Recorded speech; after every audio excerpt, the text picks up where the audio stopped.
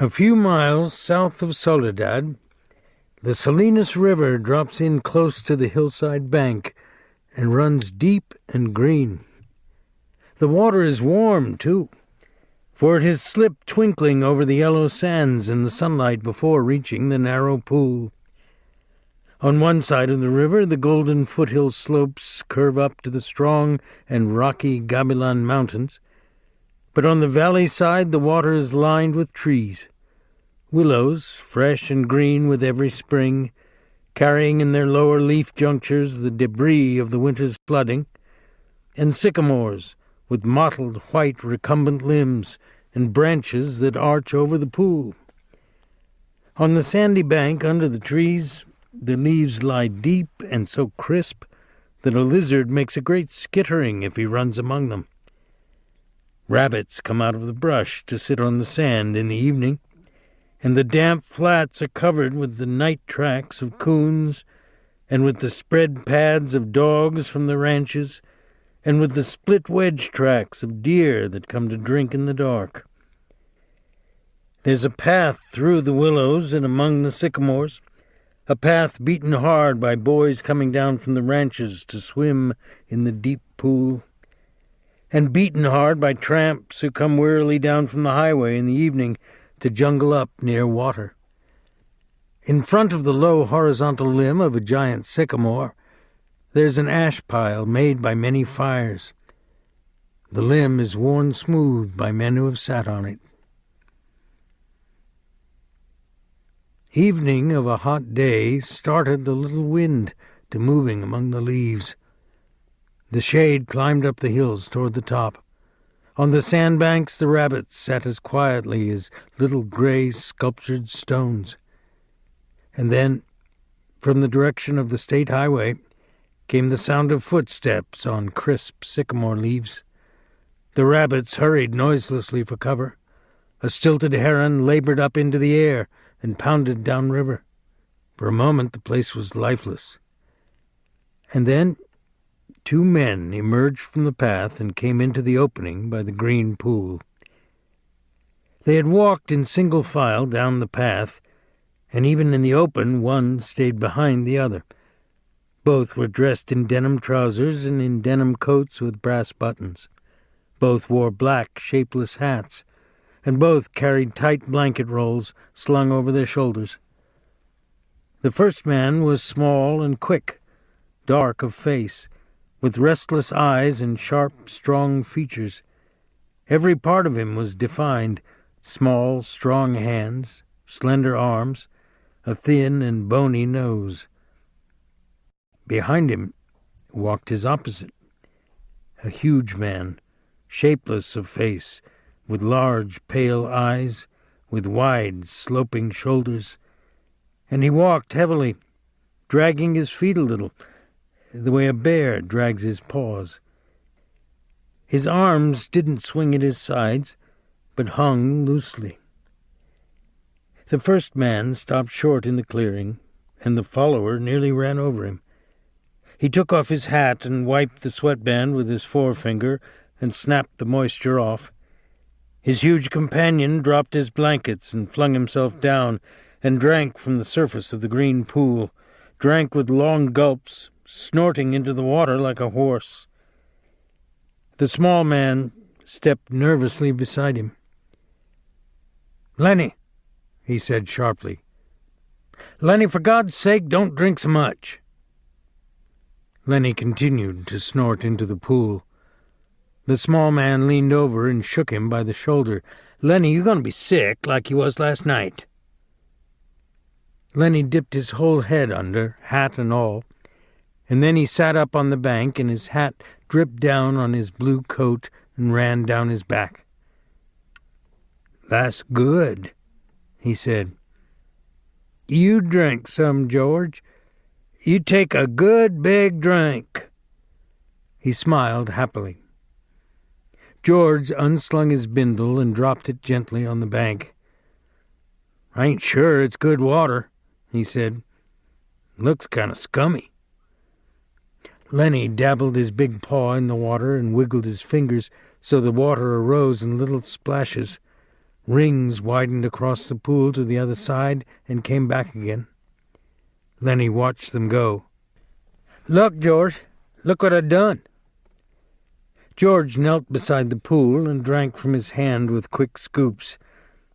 "Tastes all right," he admitted. "Don't really seem to be running, though." "You never ought to drink water when it ain't running, Lenny," he said hopelessly. "You'd drink out of a gutter if you was thirsty."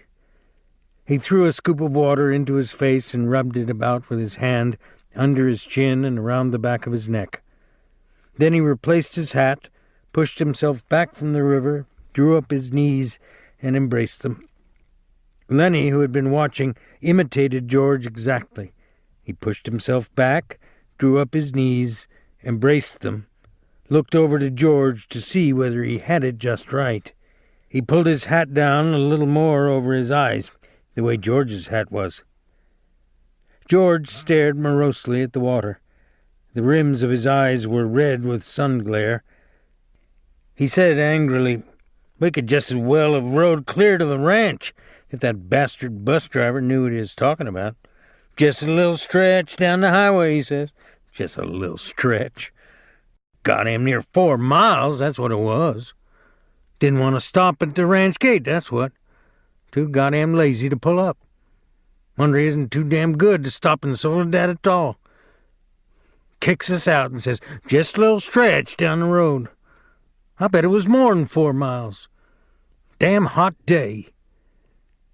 Lenny looked timidly over to him. "George?" "Yeah, what do you want?" "Where are we going, George?"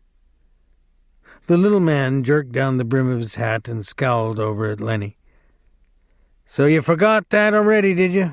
I gotta tell you again, do I? Jesus Christ, you're a crazy bastard." "I forgot," Lenny said softly. "I tried not to forget. Honest to God I did, George." Okay. I'll tell you again. I ain't got nothing to do. Might just as well spend all my time telling you things and then you forget 'em and I tell you again." "Tried and tried," said Lenny, "but it didn't do no good. I remember about the rabbits, George. The hell with the rabbits. That's all you ever can remember is them rabbits." "Okay, now you listen, and this time you gotta remember so we don't get in no trouble. You remember sitting in that gutter on Howard Street and watching that blackboard?" Lenny's face broke into a delighted smile. "Why, sure, George, I remember that. But what'd we do then? I remember some girls come by, and you say, to hell with what I says. You remember about us going into Murray and Reddy's, and they give us work cards and bus tickets?" "Oh, sure, George, I remember that now." His hands went quickly into his side coat pockets. He said gently, "George, I ain't got mine. I must have lost it." He looked down at the ground in despair. "You never had none, you crazy bastard. I got both of 'em here. Think I'd let you carry your own work card?" Lenny grinned with relief. I thought I put it in my side pocket." His hand went into the pocket again. George looked sharply at him. "What'd you take out of that pocket?" "Ain't a thing in my pocket," Lenny said cleverly. "I know there ain't. You got it in your hand. What you got in your hand, hiding it?" "I ain't got nothing, George. Honest." "Come on, give it here." Lenny held his closed hand away from George's direction. "It's only a mouse, George." "A mouse? A live mouse?" Just a dead mouse, George. I didn't kill it. Honest, I found it. I found it dead." "Give it here," said George. "Oh, let me have it, George." "Give it here." Lenny's closed hand slowly obeyed. George took the mouse and threw it across the pool to the other side among the brush. "What do you want of a dead mouse, anyways?" "Why, I could pet it with my thumb while we walked along," said Lenny. "Well, you ain't petting no mice while you walk with me. You remember where we're going now?" Lenny looked startled, and then in embarrassment hid his face against his knees. "I forgot again." "Jesus Christ," George said resignedly.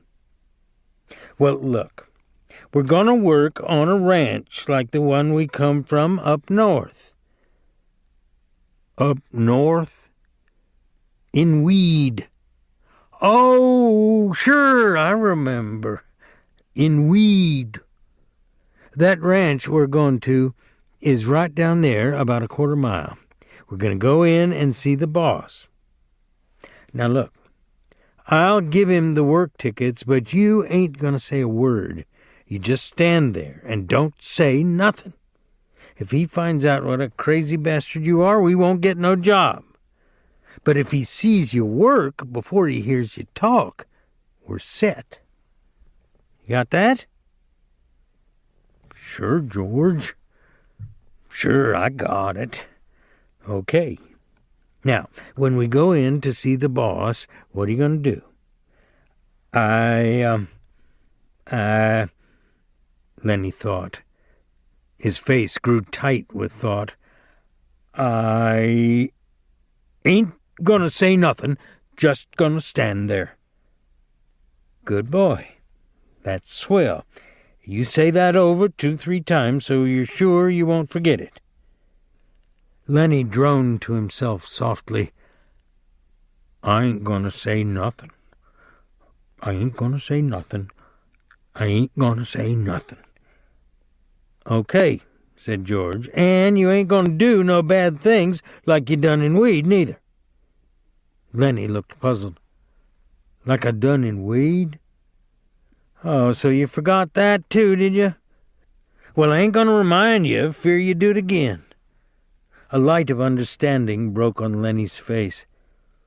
"They run us out of Weed," he exploded triumphantly. "Run us out, hell," said George disgustedly. "We run. They was looking for us, but they didn't catch us." Lenny giggled happily.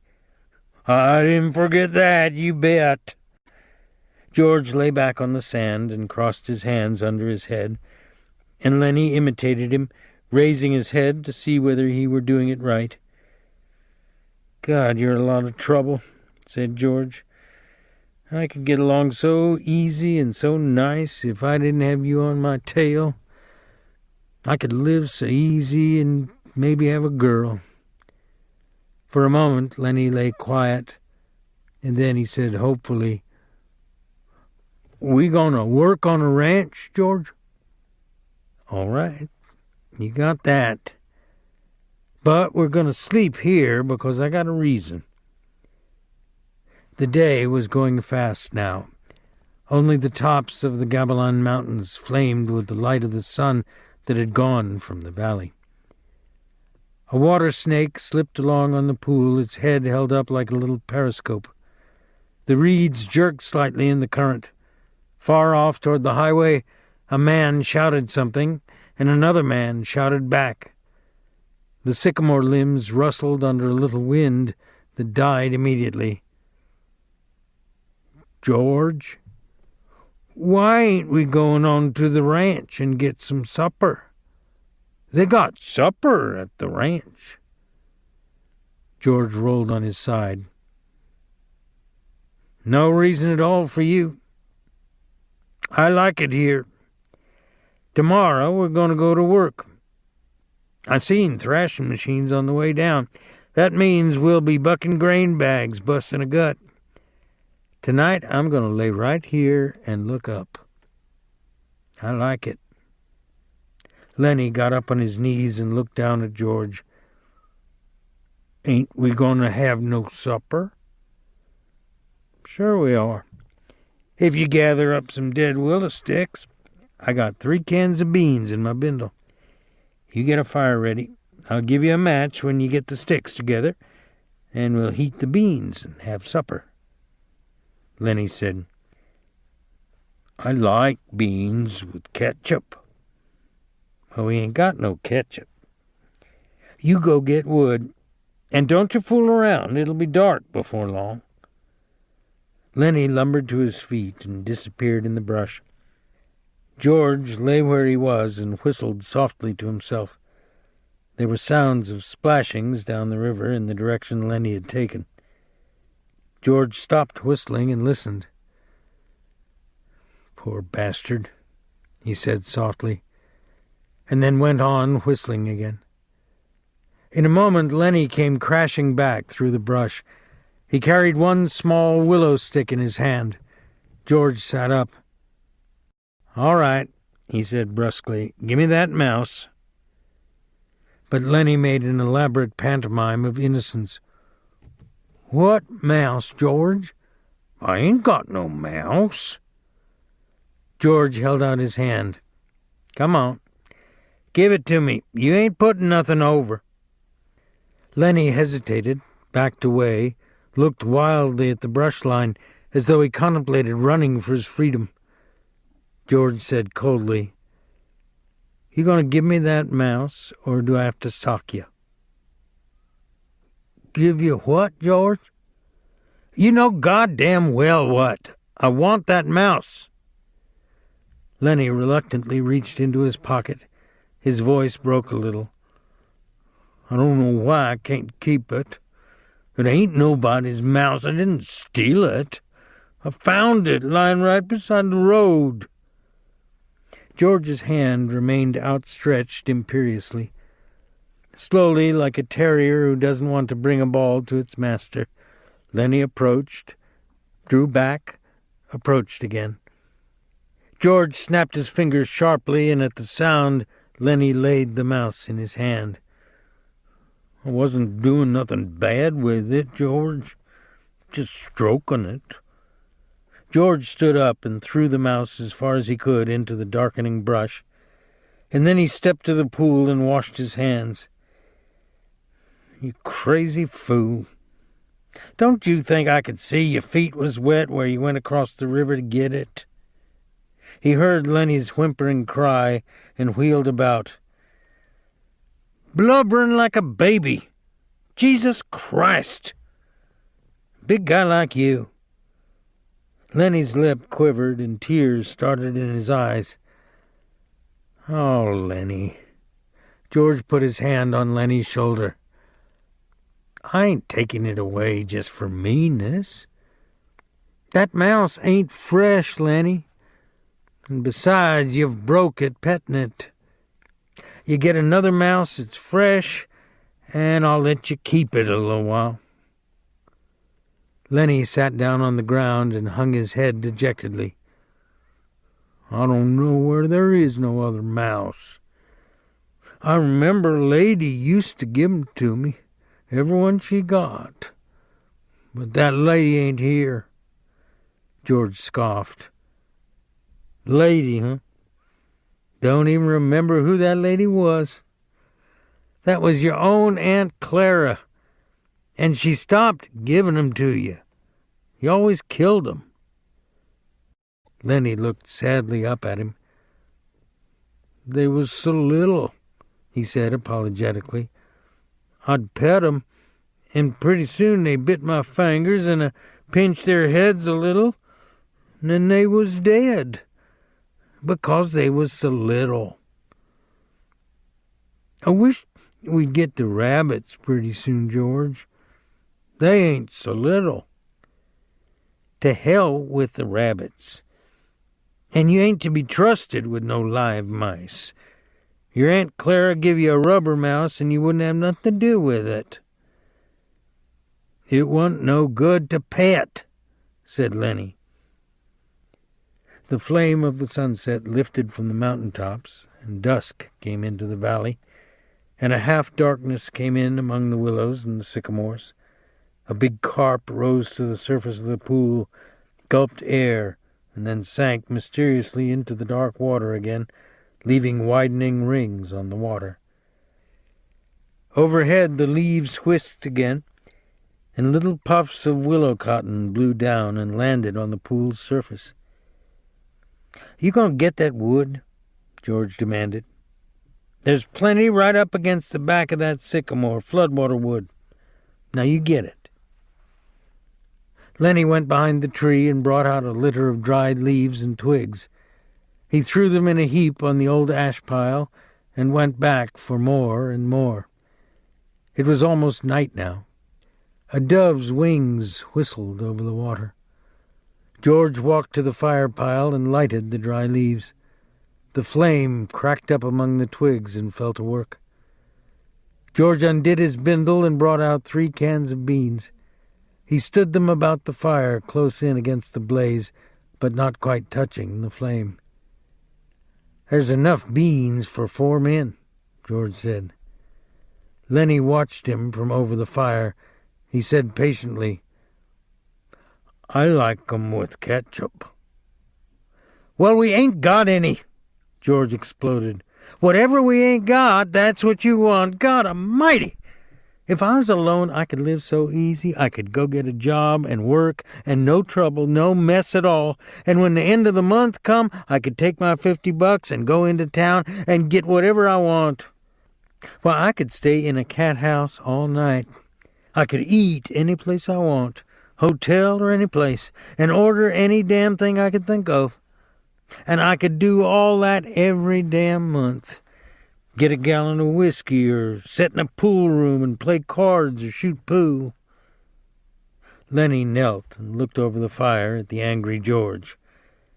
And Lenny's face was drawn with terror. "And what do I got?" George went on furiously. "I got you. You can't keep a job and you lose me every job I get.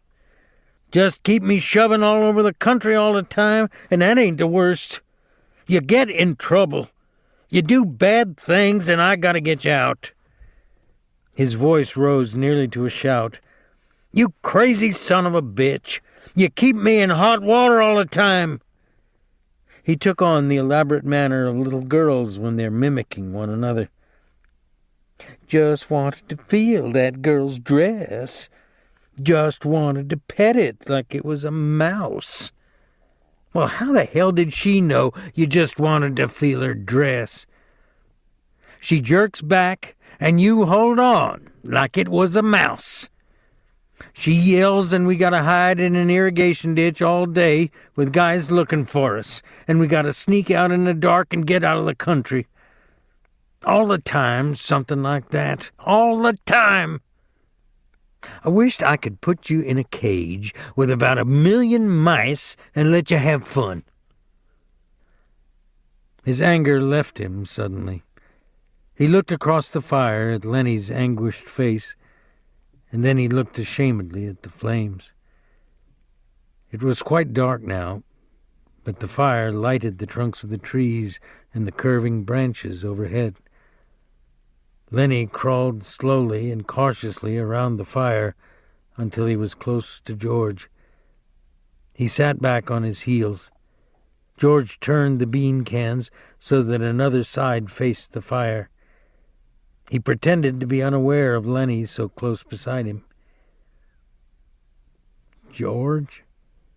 very softly. No answer. "George? What do you want?" "I was only fooling, George. I don't want no ketchup. I wouldn't eat no ketchup if it was right here beside me." "If it was here, you could have some. But I wouldn't eat none, George. I'd leave it all for you.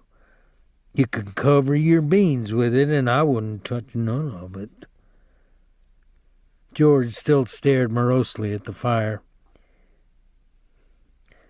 "When I think of the swell time I could have without you, I go nuts. I never get no peace." Lenny still knelt. He looked off into the darkness across the river. "George, you want I should go away and leave you alone?" "Where the hell could you go? Well, I could. I could go off in the hills there. Some place I'd find a cave. Yeah? How'd you eat? You ain't got sense enough to find nothing to eat. I'd find things, George. I don't need no nice food with ketchup. I'd lay out in the sun and nobody'd hurt me. And if I found a mouse, I could keep it. Nobody'd take it away from me. George looked quickly and searchingly at him. I've been mean, ain't I? If you don't want me, I can go off in the hills and find a cave. I can go away any time. No. Look, I was just fooling, Lenny. 'Cause I want you to stay with me. Trouble with mice is you always kill 'em. He paused. Tell you what I'll do, Lenny. First chance I get, I'll give you a pup. Maybe you wouldn't kill it. That'd be better than mice. And you could pet it harder. Lenny avoided the bait. He'd sensed his advantage. If you don't want me, you only just gotta say so, and I'll go off in those hills right there. Right up in those hills and live by myself. And I won't get no mice stole from me. George said, I want you to stay with me, Lenny. Jesus Christ, somebody'd shoot you for a coyote if you was by yourself. No, you stay with me. Your Aunt Clara wouldn't like you running off by yourself, even if she is dead. Lenny spoke craftily. Tell me, like you done before. Tell you what? About the rabbits. George snapped. You ain't gonna put nothing over on me. Lenny pleaded. Come on, George. Tell me. Please, George, like you done before. You get a kick out of that, don't you? All right. I'll tell you, and then we'll eat our supper. George's voice became deeper. He repeated his words rhythmically, as though he'd said them many times before. Guys like us that work on ranches are the loneliest guys in the world. They got no family. They don't belong no place. They come to a ranch and work up a stake, and then they go into town and blow their stake, and the first thing you know, they're pounding their tail on some other ranch. They ain't got nothing to look ahead to. Lenny was delighted. That's it. That's it. Now, tell how it is with us. George went on. With us, it ain't like that. We got a future. We got somebody to talk to that gives a damn about us. We don't have to sit in no bar room blowing in our jack just because we got no place else to go. If them other guys gets in jail, they can rot for all anybody gives a damn, but not us. Lenny broke in. But not us. And why? Because I got you to look after me, and you got me to look after you, and that's why. He laughed delightedly. Go on now, George. You got it by heart. You can do it yourself. No, you. I forget some of the things. Tell about how it's going to be. Okay. Someday we're going to get the jack together, and we're going to have a little house and a couple of acres and a cow and some pigs and live off the fat of the land. Then he shouted, and have rabbits. Go on, George, tell about what we're going to have in the garden, and about the rabbits in the cages, and about the rain in the winter, and the stove, and how thick the cream is on the milk like you can hardly cut it. Tell about that, George. Why don't you do it yourself? You know all of it. No, you tell it. It ain't the same if I tell it. Go on, George. How I get to tend the rabbits. Well, said George, we'll have a big vegetable patch and a rabbit hutch and chickens. And when it rains in the winter, we'll just say the hell with going to work, and we'll build up a fire in the stove and sit around it and listen to the rain coming down on the roof. Nuts. He took out his pocket knife. I ain't got time for no more. He drove his knife through the top of one of the bean cans, sawed out the top, and passed the can to Lenny. Then he opened a second can. From his side pocket he brought out 2 spoons and passed one of them to Lenny. They sat by the fire and filled their mouths with beans and chewed mightily. A few beans slipped out of the side of Lenny's mouth. George gestured with his spoon.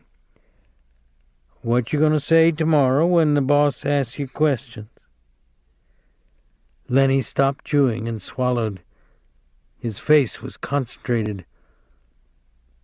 I ain't gonna say a word. Good boy. That's fine, Lenny. Maybe you're getting better. When we get the couple of acres, I can let you tend the rabbits, all right? Especially if you remember as good as that. Lenny choked with pride. I can remember, he said. George motioned with his spoon again. Look, Lenny, I want you to look around here. You can remember this place, can't you? The ranch is about a 1/4 mile up that way. Just follow the river? Sure, said Lenny. I can remember this. Didn't I remember about not going to say a word? Of course you did. Well, look, Lenny, if you just happen to get in trouble like you always done before, I want you to come right here and hide in the brush. Hide in the brush, said Lenny slowly. Hide in the brush till I come for you. Can you remember that? Sure I can, George. Hide in the brush till you come. But you ain't gonna get in no trouble, because if you do, I won't let you tend the rabbits. He threw his empty bean can off into the brush. I won't get in no trouble, George. I ain't gonna say a word. Okay. Bring your bindle over here by the fire. It's gonna be nice sleeping here, looking up in the leaves. Don't build up no more fire. We'll let her die down. They made their beds on the sand, and as the blaze dropped from the fire, the sphere of light grew smaller. The curling branches disappeared, and only a faint glimmer showed where the tree trunks were. From the darkness, Lenny called, George, you asleep? No. What do you want? Let's have different color rabbits, George. Sure we will, George said sleepily. Red and blue and green rabbits, Lenny. Millions of them. Furry ones, George. Like I seen in the fair in Sacramento. Sure. Furry ones. 'Cause I can just as well go away, George, and live in a cave. You can just as well go to hell, said George. Shut up now. The red light dimmed on the coals. Up the hill from the river a coyote yammered, and a dog answered from the other side of the stream. The sycamore leaves whispered in a little night breeze.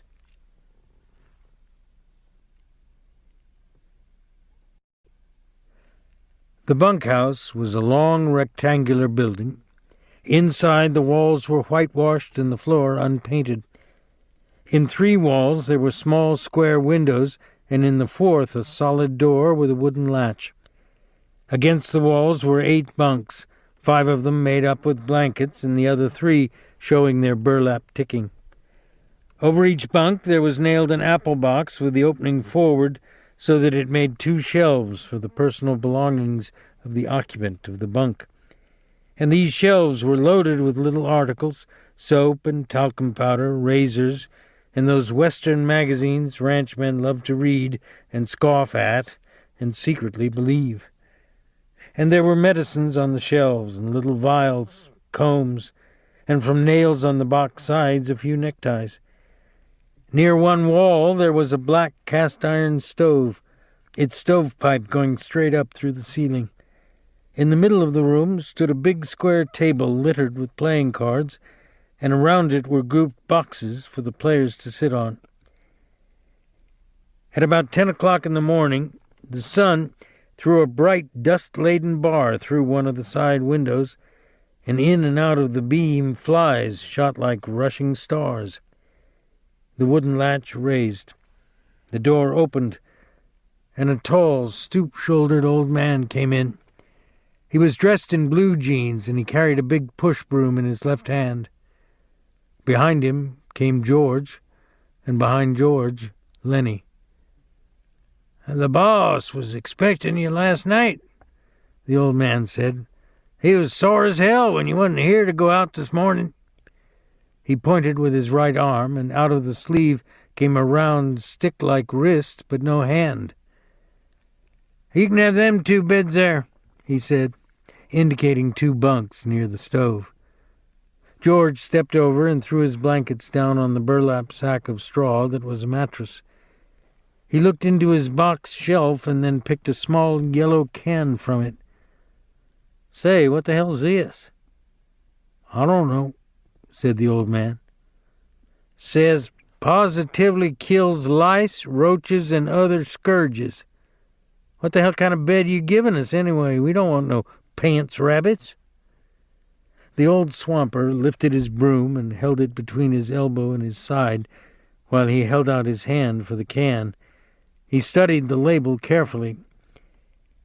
"Tell you what," he said finally, "last guy that had this bed was the blacksmith. Hell of a nice fella, and as clean a guy as you want to meet. Used to wash his hands even after he ate." "Then how come he got graybacks?" George was working up a slow anger. Lenny put his bindle on the neighboring bunk and sat down. He watched George with open mouth. "Tell you what," said the old swamper, "this here blacksmith, name of Whitey, was the kind of guy that would put that stuff around even if there wasn't no bugs, just to make sure, see? Tell you what he used to do. At meals, he'd peel his boiled potatoes, and he'd take out every little spot, no matter what kind, before he'd eat it.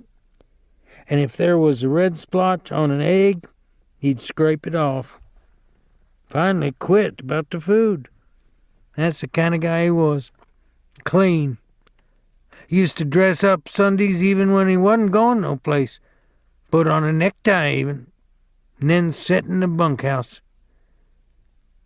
"I ain't so sure," said George skeptically. "What'd you say he quit for?" The old man put the yellow can in his pocket and he rubbed his bristly white whiskers with his knuckles.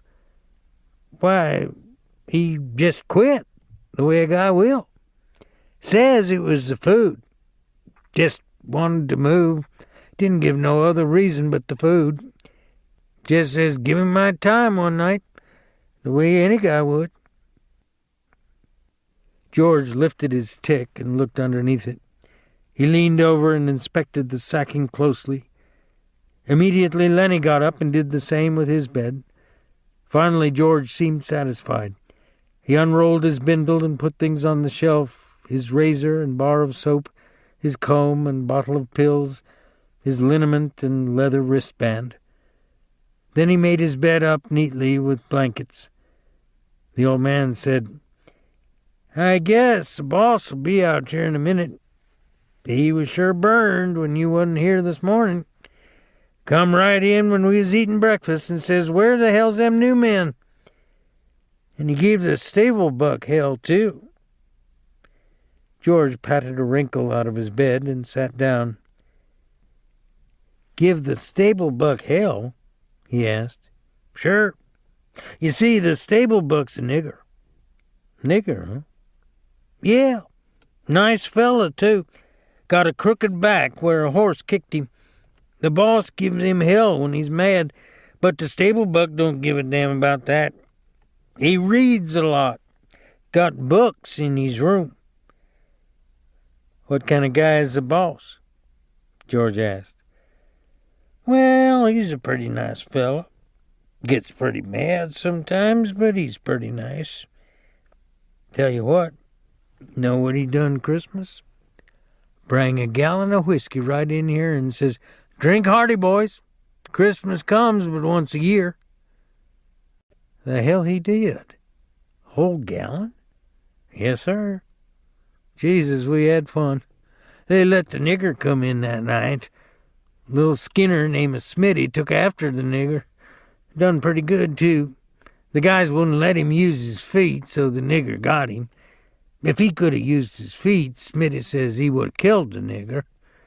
The guy said on account of the nigger's got a crooked back, Smitty can't use his feet." He paused in relish of the memory. "After that, the guys went into Soledad and raised hell. I didn't go in there. I ain't got the poop no more." Lenny was just finishing making his bed. The wooden latch raised again, and the door opened. A little stocky man stood in the open doorway. He wore blue jean trousers, a flannel shirt, a black unbuttoned vest, and a black coat. His thumbs were stuck in his belt on each side of a square steel buckle. On his head was a soiled brown Stetson hat, and he wore high-heeled boots and spurs to prove he wasn't a laboring man. The old swamper looked quickly at him, then shuffled to the door, rubbing his whiskers with his knuckles as he went. "Them guys just come," he said, and shuffled past the boss and out the door. The boss stepped into the room with the short, quick steps of a fat-legged man. "I wrote Murray and Reddy. I wanted 2 men this morning. You got your work slips?" George reached into his pocket and produced the slips and handed them to the boss. "It wasn't Murray and Reddy's fault. Says right here on the slip that you was to be here for work this morning." George looked down at his feet. "Bus driver gave us a bum steer," he said. "We had to walk 10 miles. Says we was here when we wasn't. We couldn't get no rides in the morning." The boss squinted his eyes. "Well, I had to send out the grain team short 2 buckers. Won't do any good to go out now until after dinner." He pulled his time book out of his pocket and opened it where a pencil was stuck between the leaves. George scowled meaningfully at Lenny, and Lenny nodded to show that he understood. The boss licked his pencil. "What's your name?" "George Milton." "And what's yours?" George said, "His name's Lenny Small." The names were entered in the book. "Let's see. This is the 20th. Noon the 20th. He closed the book. "Where you boys been working?" "Up around Weed," said George. "You too?" To Lenny. "Yeah, him too," said George. The boss pointed a playful finger at Lenny. "He ain't much of a talker, is he?" "No, he ain't. But he's sure a hell of a good worker. Strong as a bull." Lenny smiled to himself. "Strong as a bull," he repeated. George scowled at him, and Lenny dropped his head in shame at having forgotten. The boss said suddenly, "Listen, Small." Lenny raised his head. "What can you do?" In a panic, Lenny looked at George for help. "He can do anything you tell him," said George. "He's a good skinner.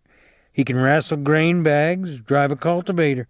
He can do anything, just give him a try." The boss turned on George. "Then why don't you let him answer? What are you trying to put over?" George broke in loudly. "Oh, I ain't saying he's bright. He ain't. But I say he's a goddamn good worker. He can put up a 400-pound bale." The boss deliberately put the little book in his pocket. He hooked his thumbs in his belt and squinted, one eye nearly closed. "Say, what you sellin'?" "Huh?" "I said, what stake you got in this guy? You taking his pay away from him?" "No, of course I ain't." "Why you think I'm selling him out?" "Well, I never seen one guy take so much trouble for another guy. I'd just like to know what your interest is." George said, "He's my cousin. I told his old lady I'd take care of him. He got kicked in the head by a horse when he was a kid. He's all right, just ain't bright. But he can do anything you tell him." The boss turned half away. "Well, God knows he don't need any brains to buck barley bags. But don't you try to put nothing over, Milton. I got my eye on you. Why'd you quit and weed?" "Job was done," said George promptly. "What kind of job?" We was digging a cesspool." "All right. But don't try to put nothing over, 'cause you can't get away with nothing. I seen wise guys before. Go on out with the grain teams after dinner. They're picking up barley at the threshing machine. Go out with Slim's team." "Slim?" "Yeah. Big, tall skinner. You'll see him at dinner." He turned abruptly and went to the door, but before he went out he turned and looked for a long moment at the two men. When the sound of his footsteps had died away, George turned on Lenny. "So you wasn't going to say a word. You was going to leave your big flapper shut and leave me do the talking. Damn near lost us the job." Lenny stared hopelessly at his hands. "I forgot, George." "Yeah, you forgot. You always forget, and I gotta talk you out of it." He sat down heavily on the bunk. "Now he's got his eye on us. Now we gotta be careful and not make no slips. You keep your big flapper shut after this." He fell morosely silent. "George, what you want now?" "I wasn't kicked in the head with no horse, was I, George?" "Be a damn good thing if you was," George said viciously. "Save everybody a hell of a lot of trouble." "You said I was your cousin, George." "Well, that was a lie, and I'm damn glad it was. If I was a relative of yours, I'd shoot myself." He stopped suddenly, stepped to the open front door, and peered out. "Say, what the hell you doing, listening?" The old man came slowly into the room. He had his broom in his hand, and at his heels there walked a drag-footed sheepdog, gray of muzzle and with pale, blind old eyes. The dog struggled lamely to the side of the room and lay down, grunting softly to himself and licking his grizzled, moth-eaten coat. The swamper watched him until he was settled. "I wasn't listening. I was just standing in the shade a minute, scratching my dog. I just now finished swamping out the wash house." "You was poking your big ears into our business," George said. "I don't like nobody to get nosy." The old man looked uneasily from George to Lenny and then back. "I just come there," he said. "I didn't hear nothing you guys was saying. I ain't interested in nothing you was saying. A guy on a ranch don't never listen. nor he don't ask no questions." "Damn right he don't," said George, slightly mollified. "Not if he wants to stay working long." But he was reassured by the swamper's defense. "Come on in and sit down a minute," he said. "That's a hell of an old dog." "Yeah, I had him ever since he was a pup. God, he was a good sheepdog when he was younger." He stood his broom against the wall, and he rubbed his white bristled cheek with his knuckles. "How'd you like the boss?" he asked. "Pretty good. Seemed all right." "He's a nice fella," the swamper agreed. "You gotta take him right." At that moment, a young man came into the bunkhouse, a thin young man with a brown face, with brown eyes and a head of tightly curled hair. He wore a work glove on his left hand, and like the boss, he wore high-heeled boots. "Seen my old man?" he asked. The swamper said, "He was here just a minute ago, Curly. Went over to the cookhouse, I think." "I'll try to catch him," said Curly. His eyes passed over the new man, and he stopped. He glanced coldly at George, and then at Lenny. His arms gradually bent at the elbows, and his hands closed into fists. He stiffened and went into a slight crouch. His glance was at once calculating and pugnacious. Lenny squirmed under the look and shifted his feet nervously. Curly stepped gingerly close to him. "You the new guys the old man was waiting for?" "We just come in," said George. "Let the big guy talk." Lenny twisted with embarrassment. George said, "Suppose he don't want to talk." Curly lashed his body around. "By Christ, he's got to talk when he's spoken to. What the hell you getting into it for?" "We traveled together," said George coldly. "Oh, so it's that way." George was tense and motionless. "Yeah, it's that way." Lenny was looking helplessly to George for instruction. "And you won't let the big guy talk, is that it?" "He can talk if he wants to tell you anything." He nodded slightly to Lenny. "We just come in," said Lenny softly. Curly stared levelly at him. "Well, next time you answer when you're spoke to." He turned toward the door and walked out, and his elbows were still bent out a little. George watched him out, and then he turned back to the swamper. "Say, what the hell's he got on his shoulder? Lenny didn't do nothing to him." The old man looked cautiously at the door to make sure no one was listening. "That's the boss's son," he said quietly. "Curly's pretty handy. He done quite a bit in the ring. He's a lightweight, and he's handy." "Well, let him be handy," said George. "He don't have to take after Lenny. Lenny didn't do nothing to him. What's he got against Lenny?" The swamper considered. "Well, tell you what, Curly's like a lot of little guys. He hates big guys. He's all the time picking scraps with big guys. Kind of like he's mad at him because he ain't a big guy. You seen little guys like that, ain't you? Always scrappy." "Sure," said George. "I seen plenty tough little guys. But this Curly better not make no mistakes about Lenny. Lenny ain't handy, but this Curly punk is going to get hurt if he messes around with Lenny."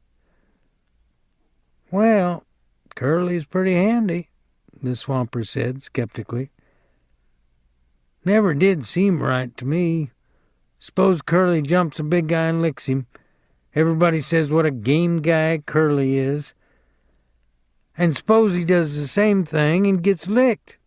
Then everybody says the big guy ought to pick somebody his own size And maybe they gang up on the big guy. Never did seem right to me. Seems like Curly ain't giving nobody a chance." George was watching the door. He said ominously, "Well, he better watch out for Lenny. Lenny ain't no fighter, but Lenny's strong and quick, and Lenny don't know no rules." He walked to the square table and sat down on one of the boxes. He gathered some of the cards together and shuffled them.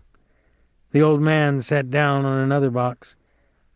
"Don't tell Curly I said none of this. He'd slew me. He just don't give a damn. Won't ever get canned 'cause his old man's the boss." George cut the cards and began turning them over, looking at each one and throwing it down on a pile. He said, "This guy Curly sounds like a son of a bitch to me. I don't like mean little guys. Seems to me like he's worse lately," said the swamper. "He got married a couple of weeks ago. Wife lives over in the boss's house. Seems like Curly is cockier than ever since he got married." George grunted. "Maybe he's showing off for his wife." The swamper warmed to his gossip. "You seen that glove on his left hand?" "Yeah, I seen it." "Well, that glove's full of Vaseline." "Vaseline? What the hell for?" "Well, I'll tell you what. Curly says he's keeping that hand soft for his wife." George studied the cards absorbedly.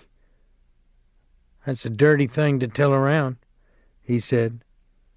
The old man was reassured. He'd drawn a derogatory statement from George. He felt safe now, and he spoke more confidently. "Wait till you see Curly's wife."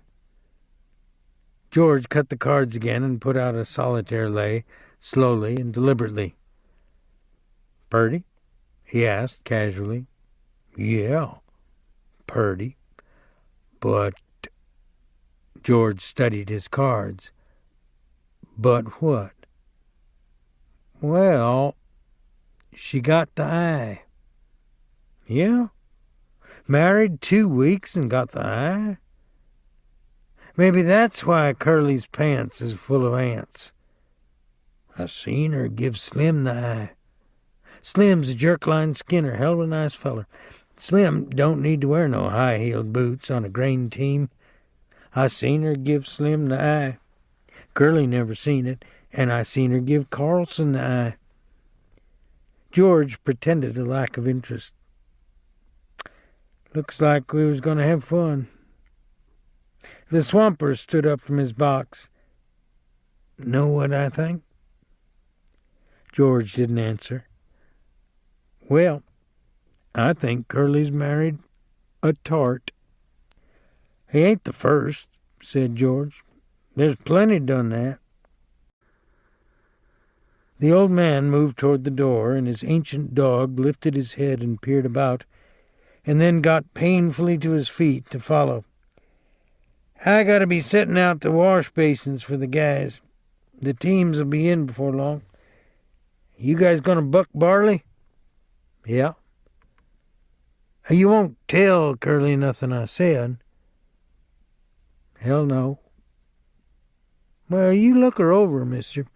You see if she ain't a tart." He stepped out the door into the brilliant sunshine. George laid down his cards thoughtfully, turned his piles of 3. He built 4 clubs on his ace pile. The sun square was on the floor now, and the flies whipped through it like sparks. A sound of jingling harness and the croak of heavy-laden axles sounded from outside. From the distance came a clear call. "Stable Buck! Oh, Stable Buck!" And then, "Where the hell is that goddamn nigger?"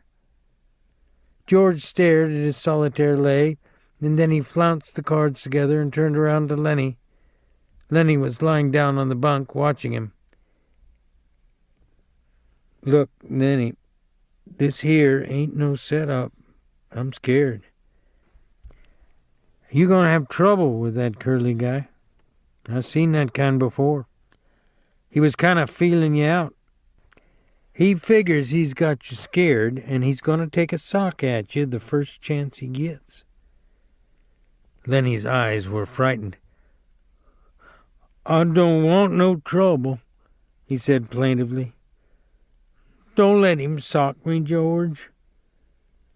George got up and went over to Lenny's bunk and sat down on it. I hate that kind of bastard, he said. I've seen plenty of 'em. Like the old guy says, Curly don't take no chances. He always wins. He thought for a moment. If he tangles with you, Lenny, we're going to get the can. Don't make no mistake about that. He's the boss's son. Look, Lenny, you try to keep away from him, will you? Don't never speak to him. If he comes in here, you move clear to the other side of the room. Will you do that, Lenny? I don't want no trouble, Lenny mourned. I never done nothing to him. Well, that won't do you no good if Curly wants to plug himself up for a fighter. Just don't have nothing to do with him. Will you remember? Sure, George. I ain't gonna say a word. The sound of the approaching grain teams was louder, thud of big hooves on hard ground, drag of brakes, and the jingle of trace chains. Men were calling back and forth from the teams. George, sitting on the bunk beside Lenny, frowned as he thought. Lenny asked timidly, You ain't mad, George? I ain't mad at you. I'm mad at this here Curly bastard. I hoped we was going to get a little stake together, maybe $100. His tone grew decisive. You keep away from Curly, Lenny. Sure I will, George. I won't say a word. Don't let him pull you in. But if the son of a bitch socks you, let him have it. Let him have what, George? Never mind. Never mind. I'll tell you when. I hate that kind of a guy. Look, Lenny, if you get in any kind of trouble, you remember what I told you to do. Lenny raised up on his elbow, his face contorted with thought. Then his eyes moved sadly to George's face. If I get in any trouble, you ain't gonna let me tend the rabbits. That's not what I meant. You remember where we slept last night? Down by the river? Yeah, I remember. Oh, sure I remember. I go there and hide in the brush. Hide till I come for you. Don't let nobody see you. Hide in the brush by the river. Say that over. Hide in the brush by the river. Down in the brush by the river. If you get in trouble. If I get in trouble. A brake screeched outside. A call came. Stable Buck! Oh, Stable Buck! George said, say it over to yourself, Lenny, so you won't forget it. Both men glanced up, for the rectangle of sunshine in the doorway was cut off. A girl was standing there looking in. She had full rouged lips and wide-spaced eyes, heavily made up. Her fingernails were red. Her hair hung in little rolled clusters like sausages. She wore a cotton house dress and red mules, on the insteps of which were little bouquets of red ostrich feathers. I'm looking for Curly, she said. Her voice had a nasal, brittle quality. George looked away from her and then back. He was in here a minute ago, but he went. Oh, She put her hands behind her back and leaned against the doorframe so that her body was thrown forward. "You're the new fellas that just come, ain't you?" "Yeah." Lenny's eyes moved down over her body, and though she didn't seem to be looking at Lenny, she bridled a little. She looked at her fingernails. "Sometimes Curly's in here," she explained. George said brusquely, "Well, he ain't now." "If he ain't, I guess I better look someplace else," she said playfully. Lenny watched her, fascinated. George said, "If I see him, I'll pass the word you was looking for him." She smiled archly and twitched her body. "Nobody can't blame a person for looking," she said. There were footsteps behind her going by. She turned her head. "Hi, Slim," she said. Slim's voice came through the door. "Hi, good looking." "I'm trying to find Curly, Slim." "Well, you ain't trying very hard. I seen him going in your house." She was suddenly apprehensive. "Bye, boys," she called into the bunkhouse, and she hurried away. George looked around at Lenny. "Jesus, what a tramp," he said. "So that's what Curly picks for a wife." "She's purty," said Lenny defensively. "Yeah, and she's sure hiding it. Curly got his work ahead of him. Bet she'd clear out for $20. Lenny still stared at the doorway where she'd been. "Gosh, she was purty." He smiled admiringly. George looked quickly down at him, and then he took him by an ear and shook him. "Listen to me, you crazy bastard," he said fiercely. "Don't you even take a look at that bitch. I don't care what she says and what she does. I seen 'em poison before, but I never seen no piece of jailbait worse than her. You leave her be." Lenny tried to disengage his ear. "Well, I never done nothing, George." "No, you never. But when she was standing in the doorway showing her legs, you wasn't looking the other way, neither." "Well, I never meant no harm, George. Honest, I never." "Well, you keep away from her, 'cause she's a rat trap if I ever seen one. You let Curly take the rap. He let himself in for it." "Glove full of Vaseline," George said disgustedly. "And I bet he's eating raw eggs and writing to the patent medicine houses." Lenny cried out suddenly. I don't like this place, George. This ain't no good place. I want to get out of here." "We gotta keep it till we get a stake." "We can't help it, Lenny. We'll get out just as soon as we can. I don't like it no better'n you do." He went back to the table and set out a new solitaire hand. "No, I don't like it," he said. "For 2 bits I'd shove out of here. If we can get just a few dollars in the poke, we'll shove off and go up the American River and pan gold. We can make maybe a couple of dollars a day there, and we might hit a pocket." Lenny leaned eagerly toward him. "Let's go, George. Let's get out of here. It's mean here." "We gotta stay," George said shortly. "Shut up now. The guys will be coming in." From the washroom nearby came the sound of running water and rattling basins. George studied the cards. "Maybe we ought to wash up," he said. "But we ain't done nothing to get dirty." A tall man stood in the doorway. He held a crushed Stetson hat under his arm while he combed his long, black, damp hair straight back. Like the others, he wore blue jeans and a short denim jacket. When he'd finished combing his hair, he moved into the room, and he moved with a majesty only achieved by royalty and master craftsmen. He was a jerkline skinner, the prince of the ranch, capable of driving 10, 16, even 20 mules with a single line to the leaders. He was capable of killing a fly on the wheeler's butt with a bullwhip without touching the mule. There was a gravity in his manner and a quiet so profound that all talk stopped when he spoke.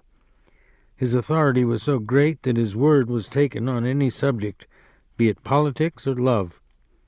This was Slim, the jerk-line Skinner. His hatchet face was ageless. He might have been 35 or 50. His ear heard more than was said to him, and his slow speech had overtones not of thought, but of understanding beyond thought. His hands, large and lean, were as delicate in their actions as those of a temple dancer. He smoothed out his crushed hat, creased it in the middle, and put it on. He looked kindly at the two in the bunkhouse. "It's brighter than a bitch outside," he said gently. "Can't hardly see nothing in here. You the new guy?" "Just come," said George. "Gonna buck barley?" "That's what the boss says." Slim sat down on a box across the table from George. He studied the solitaire hand. It was upside down to him. "Hope you get on my team," he said. His voice was very gentle. "I got a pair of punks on my team that don't know a barley bag from a blue ball. You guys ever bucked any barley?" "Hell yes," said George. "I ain't nothing to scream about, but that big bastard there can put up more grain alone than most pairs can." Lenny, who had been following the conversation back and forth with his eyes, smiled complacently at the compliment. Slim looked approvingly at George for having given the compliment. He leaned over the table and snapped the corner of a loose card. "You guys travel around together?" His tone was friendly. It invited confidence without demanding it. "Sure," said George. "We kind of look after each other." He indicated Lenny with his thumb. "He ain't bright. Hell of a good worker, though. Hell of a nice fella, but he ain't bright. I've knew him for a long time." Slim looked through George and beyond him. "Ain't many guys travel around together," he mused. "I don't know why. Maybe everybody in the whole damn world is scared of each other." "It's a lot nicer to go around with a guy you know," said George. A powerful, big-stomached man came into the bunkhouse. His head still dripped water from the scrubbing and dousing. "Hi, Slim," he said, then stopped and stared at George and Lenny. "These guys just come," said Slim by way of introduction. "Glad to meet you," the big man said. "My name's Carlson." "I'm George Milton. This here's Lenny Small." "Glad to meet you," Carlson said again. "He ain't very small." He chuckled softly at his joke. "Ain't small at all," he repeated. "I meant to ask you, Slim, how's your bitch? I seen she wasn't under your wagon this morning." "She slang her pups last night," said Slim. 9 of 'em. I drowned 4 of 'em right off. She couldn't feed that many." "Got 5 left, huh?" "Yeah, 5. I kept the biggest." "What kind of dogs do you think they're going to be?" "I don't know," said Slim. "Some kind of shepherds, I guess. That's the most kind I seen around here when she was in heat." Carlson went on. "Got 5 pups, huh? Gonna keep all of 'em?" "I don't know. Have to keep 'em a while so they can drink Lulu's milk." Carlson said thoughtfully, "Well, look here, Slim. I've been thinking. That dog of Candy's is so goddamn old he can't hardly walk. Stinks like hell, too. Every time he comes into the bunkhouse, I can smell him for 2-3 days. Why don't you get Candy to shoot his old dog and give him one of the pups to raise up? I can smell that dog a mile away. Got no teeth, damn near blind, can't eat. Candy feeds him milk. He can't chew nothing else." George had been staring intently at Slim. Suddenly, a triangle began to ring outside, slowly at first, and then faster and faster, until the beat of it disappeared into one ringing sound. It stopped as suddenly as it had started. "There she goes," said Carlson. Outside there was a burst of voices as a group of men went by.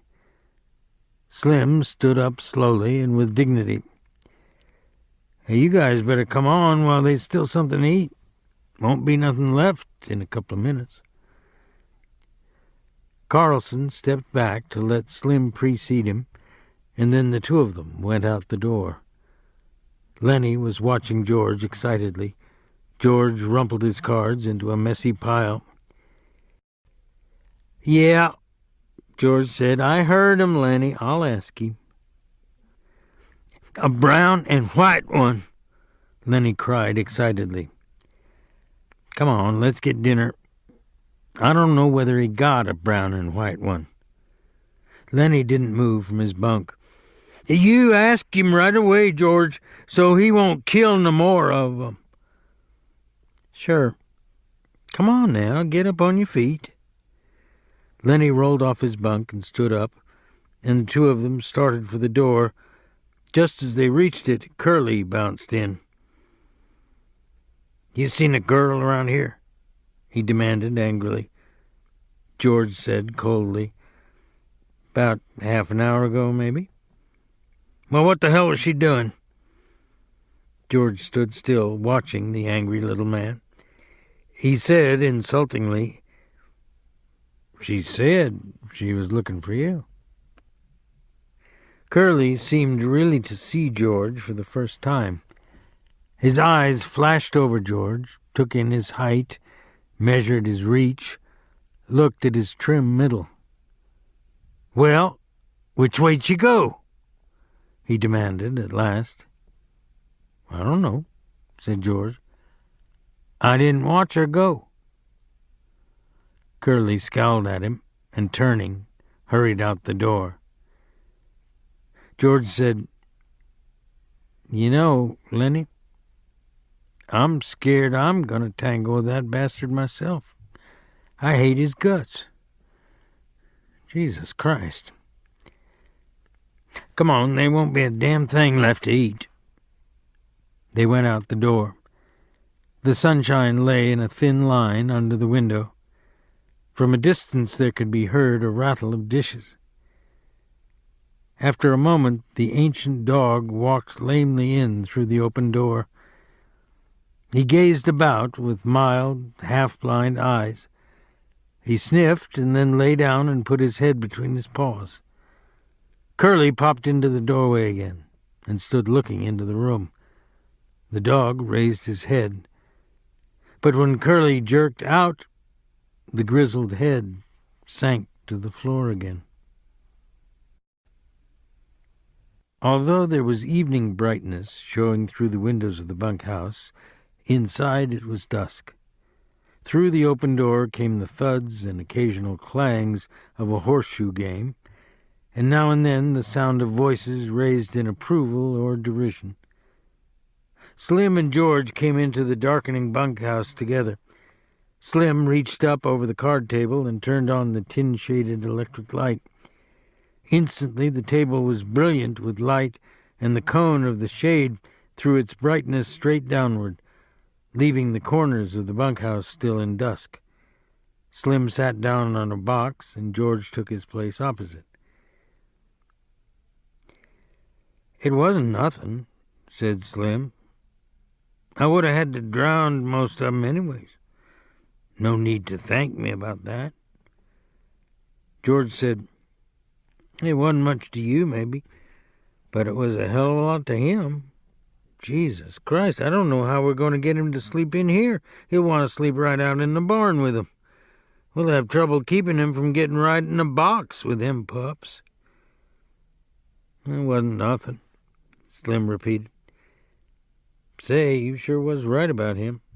Maybe he ain't bright, but I never seen such a worker. He damn near killed his partner, Bucking Barley. There ain't nobody can keep up with him. God almighty, I never seen such a strong guy. George spoke proudly. Just tell Lenny what to do, and he'll do it if it don't take no figuring. He can't think of nothing to do himself, but he sure can take orders. There was a clang of horseshoe on iron stake outside, and a little cheer of voices. Slim moved back slightly so the light wasn't on his face. Funny how you and him string along together. It was Slim's calm invitation to confidence. What's funny about it? George demanded defensively. Oh, I don't know. Hardly none of the guys ever travel together. I hardly never seen two guys travel together. You know how the hands are. They just come in, get their bunk, and work a month, and then they quit and go out alone. Never seem to give a damn about nobody. It just kind of seems funny. A cuckoo like him and a smart little guy like you traveling together. He ain't no cuckoo, said George. He's dumb as hell, but he ain't crazy. And I ain't so bright, neither. Or I wouldn't be bucking barley for my 50 and found.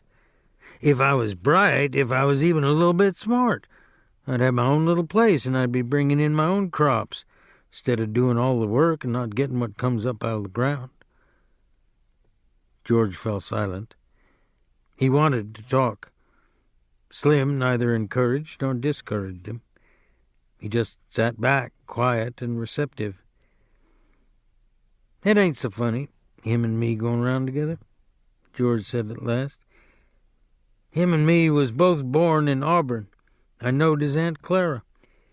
She took him when he was a baby and raised him up. When his Aunt Clara died, Lenny just come along with me out working. Got kind of used to each other after a little while. Said Slim. George looked over at Slim and saw the calm, godlike eyes fastened on him. Funny, said George. I used to have a hell of a lot of fun with him. Used to play jokes on him because he was too dumb to take care of himself. But he was too dumb even to know he had a joke played on him. I had fun. Made me seem goddamn smart alongside of him. Why, he'd do any damn thing I told him. If I told him to walk over a cliff, over he'd go. That wasn't so damn much fun after a while. He never got mad about it, neither. I've beat the hell out of him, and he could have bust every bone in my body just with his hands, but he never lifted a finger against me. George's voice was taking on the tone of confession. Tell you what made me stop that. One day a bunch of guys was standing around up on the Sacramento River. I was feeling pretty smart. I turns to Lenny and says, "Jump in." And he jumps. Couldn't swim a stroke. He damn near drowned before we could get him. And he was so damn nice to me for pulling him out. Clean forgot I told him to jump in. Well, I ain't done nothing like that no more. He's a nice fella, said Slim. Guy don't need no sense to be a nice fella. Seems to me sometimes it just works the other way around. Take a real smart guy and he ain't hardly ever a nice fella. George stacked the scattered cards and began to lay out his solitaire hand. The shoes thudded on the ground outside. At the windows, the light of the evening still made the window squares bright. I ain't got no people, George said. I seen the guys that go round on the ranches alone. That ain't no good. They don't have no fun. After a long time, they get mean. They get wanting to fight all the time. Yeah, they get mean, Slim agreed. They get so they don't want to talk to nobody. course, Lenny's a goddamn nuisance most of the time," said George. "But you get used to going around with a guy and you can't get rid of him." "He ain't mean," said Slim. "I can see Lenny ain't a bit mean." "Of course he ain't mean. But he gets in trouble all the time because he's so goddamn dumb. Like what happened in Weed." He stopped in the middle of turning over a card. He looked alarmed and peered over at Slim. "You wouldn't tell anybody." "What'd he do in Weed?" "You wouldn't tell?" "No, of course you wouldn't." "What'd he do in Weed?" Slim asked again. "Well, he's seen this girl in a red dress. Dumb bastard like he is, he wants to touch everything he likes, just wants to feel it. So he reaches out to feel this red dress, and the girl lets out a squawk. And that gets Lenny all mixed up, and he holds on, 'cause that's the only thing he can think to do. Well, this girl squawks and squawks. I was just a little bit off, and I heard all the yelling, so I comes running, and by that time Lenny's so scared all he can think to do is just hold on. I socked him over the head with a fence picket to make him let go. He was so scared he couldn't let go of that dress, and he's so goddamn strong, you know." Slim's eyes were level and unwinking. He nodded very slowly. "So, what happens?" George carefully built his line of solitaire cards. "Well, that girl rabbits in and tells the law she's been raped. The guys in Weed start a party out to lynch Lenny. So we sit in an irrigation ditch underwater all the rest of that day. Got only our heads sticking out from the side of the ditch. And that night, we scrammed out of there." Slim sat in silence for a moment. "Didn't hurt the girl none, huh?" he asked finally. "Hell no. He just scared her. Well, I'd be scared too if he grabbed me, but he never hurt her.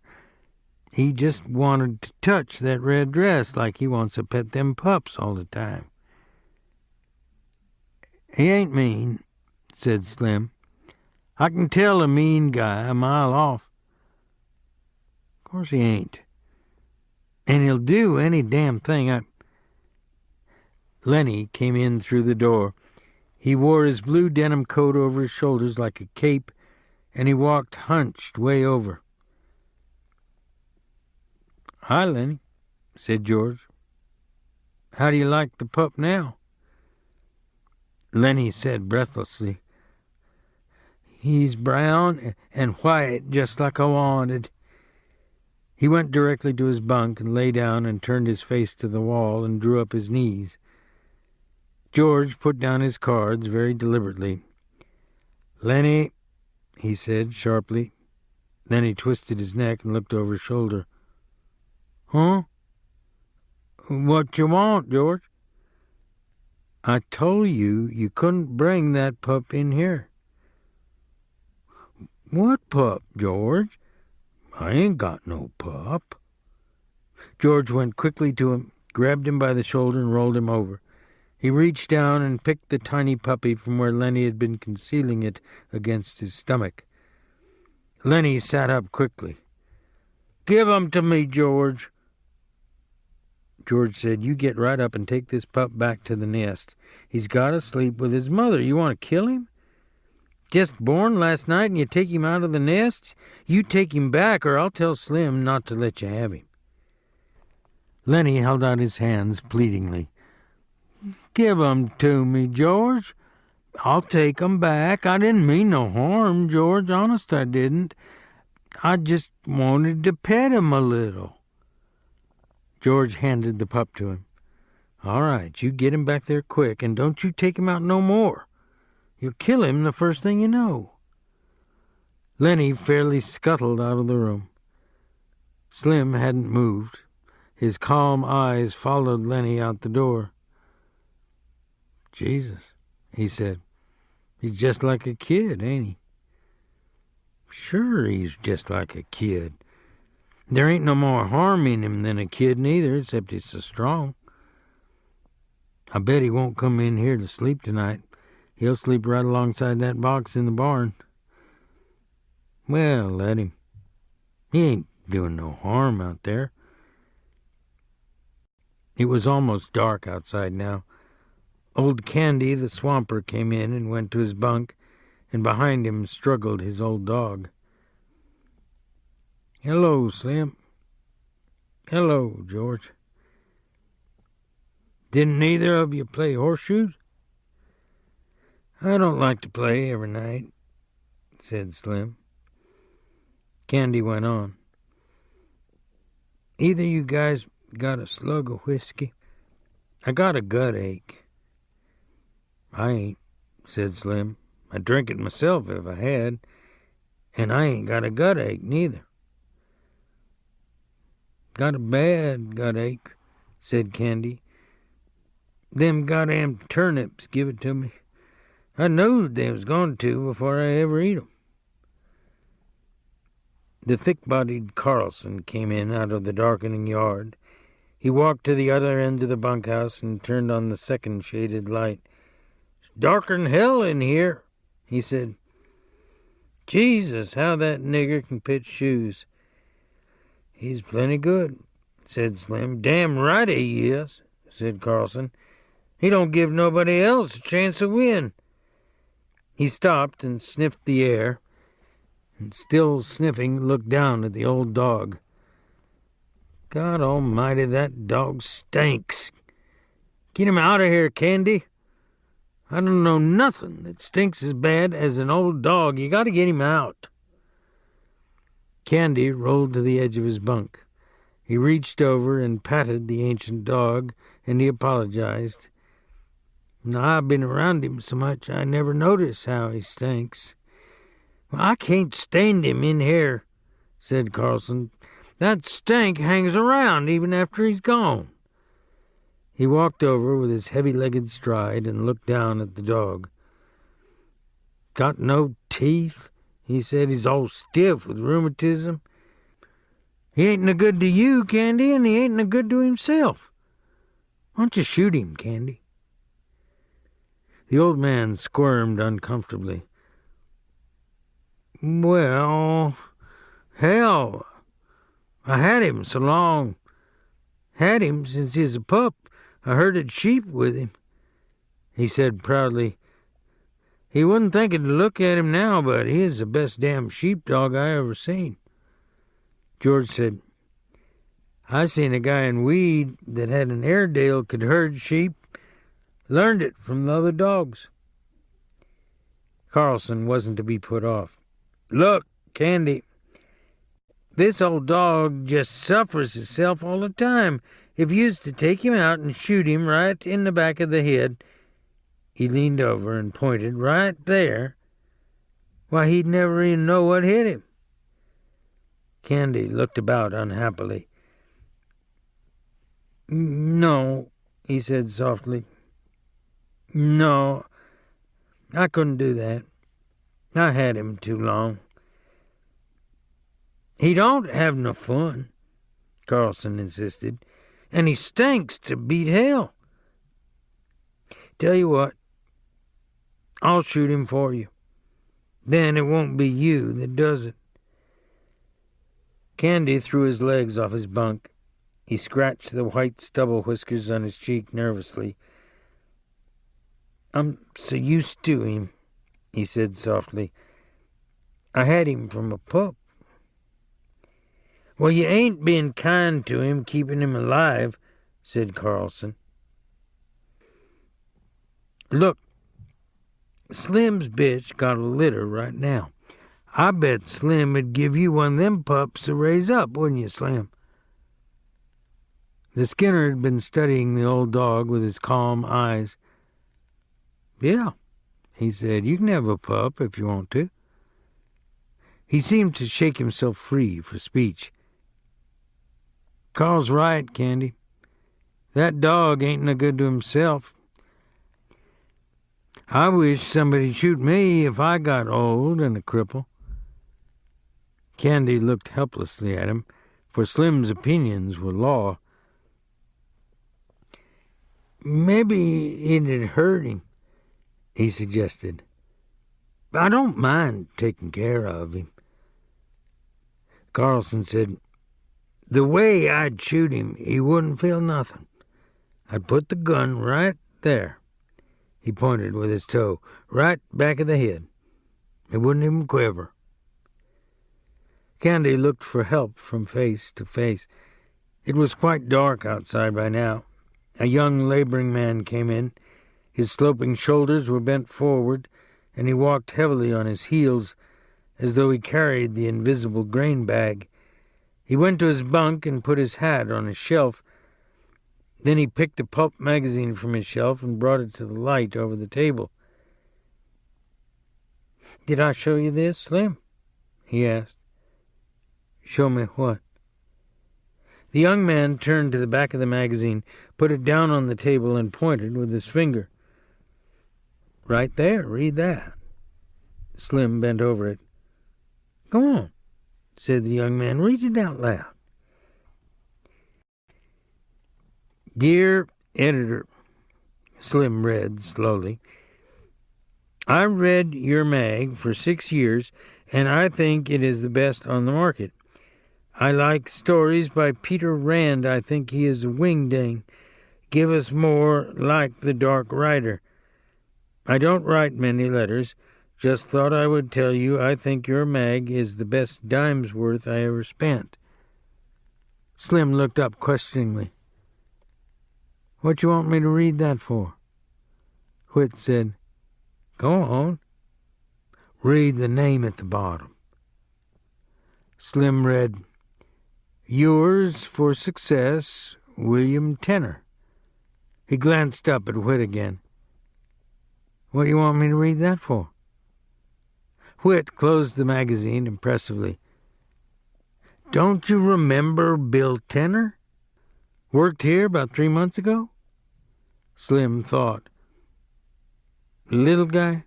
he asked. "Drove a cultivator?" "That's him," Whit cried. "That's the guy." "You think he's the guy who wrote this letter?" "I know it. Bill and me was in here one day. Bill had one of them books that just come. He was looking in it, and he says, 'I wrote a letter. Wonder if they put it in the book.' But it wasn't there. Bill says, 'Maybe they're saving it for later,' and that's just what they done. There it is." "Guess you're right," said Slim. "Got it right in the book." George held out his hand for the magazine. "Let's look at it." Whit found the place again, but he didn't surrender his hold on it. He pointed out the letter with his forefinger, and then he went to his box shelf and laid the magazine carefully in. "I wonder if Bill's seen it," he said. "Bill and me worked in that patch of field peas. Run cultivators, both of us. Bill was a hell of a nice fellow." During the conversation, Carlson had refused to be drawn in. He continued to look down at the old dog. Candy watched him uneasily. At last Carlson said, "If you want me to, I'll put the old devil out of his misery right now and get it over with. Ain't nothing left for him. Can't eat, can't see, can't even walk without hurting." Candy said hopefully, "You ain't got no gun." "Hell, I ain't. Got a Luger. Won't hurt him none at all." Candy said, "Maybe tomorrow. Let's wait till tomorrow." "I don't see no reason for it," said Carlson. He went to his bunk, pulled his bag from underneath it, and took out a Luger pistol. "Let's get it over with," he said. "We can't sleep with him stinking around in here." He put the pistol in his hip pocket. Candy looked a long time at Slim to try to find some reversal, and Slim gave him none. At last Candy said softly and hopelessly, All right. Take him. He didn't look down at the dog at all. He lay back on his bunk and crossed his arms behind his head and stared at the ceiling. From his pocket, Carlson took a little leather thong. He stooped over and tied it around the old dog's neck. All the men except Candy watched him. "Come on, boy. Come on, boy," he said gently. And he said apologetically to Candy, "He won't even feel it." Candy didn't move nor answer him. He twitched the thong. "Come on, boy." The old dog got slowly and stiffly to his feet and followed the gently pulling leash. Slim said, "Carlson?" "Yeah?" "You know what to do?" "What do you mean, Slim?" "Take a shovel," said Slim shortly. "Oh, sure, I get you." He led the dog out into the darkness. George followed to the door and shut the door and set the latch gently in its place. Candy lay rigidly on his bed, staring at the ceiling. Slim said loudly, "One of my lead mules got a bad hoof. Got to get some tar on it." His voice trailed off. It was silent outside. Carlson's footsteps died away. The silence came into the room, and the silence lasted. George chuckled. "I bet Lenny's right out there in the barn with his pup. He won't want to come in here no more now he's got a pup." Slim said, "Candy, you can have any one of them pups you want." Candy didn't answer. The silence fell on the room again. It came out of the night and invaded the room. George said, "Anybody like to play a little euchre?" "I'll play out a few with you," said Whit. They took places opposite each other at the table under the light, but George didn't shuffle the cards. He rippled the edge of the deck nervously, and the little snapping noise drew the eyes of all the men in the room so that he stopped doing it. The silence fell on the room again. A minute passed, and another minute. Candy lay still, staring at the ceiling. Slim gazed at him for a moment, then looked down at his hands. He subdued one hand with the other and held it down. There came a little gnawing sound from under the floor, and all the men looked down toward it gratefully. Only Candy continued to stare at the ceiling. "Sounds like there was a rat under there," said George. "We ought to get a trap down there." Whit broke out, "What the hell's taking him so long? Lay out some cards, why don't you? We ain't going to get no euchre played this way." George brought the cards together tightly and studied the backs of them. The silence was in the room again. A shot sounded in the distance. The men looked quickly at the old man. Every head turned toward him. For a moment he continued to stare at the ceiling. Then he rolled slowly over and faced the wall and lay silent. George shuffled the cards noisily and dealt them. Whit drew a scoring board to him and set the pegs to start. Whit said, "I guess you guys really come here to work." "How do you mean?" George asked. Whit laughed. "Well, you come on a Friday. You got 2 days to work till Sunday." "I don't see how you figure," said George. Whit laughed again. "You do if you've been around these big ranches much. A guy that wants to look over a ranch comes in Saturday afternoon. He gets Saturday night supper and 3 meals on Sunday, and he can quit Monday morning after breakfast without turning his hand. But you come to work Friday noon. He got to put in a day and a half no matter how you figure. George looked at him levelly. We're going to stick around a while, he said. Me and Lenny's going to roll up a steak. The door opened quietly, and the stable buck put in his head, a lean Negro head, lined with pain, the eyes patient.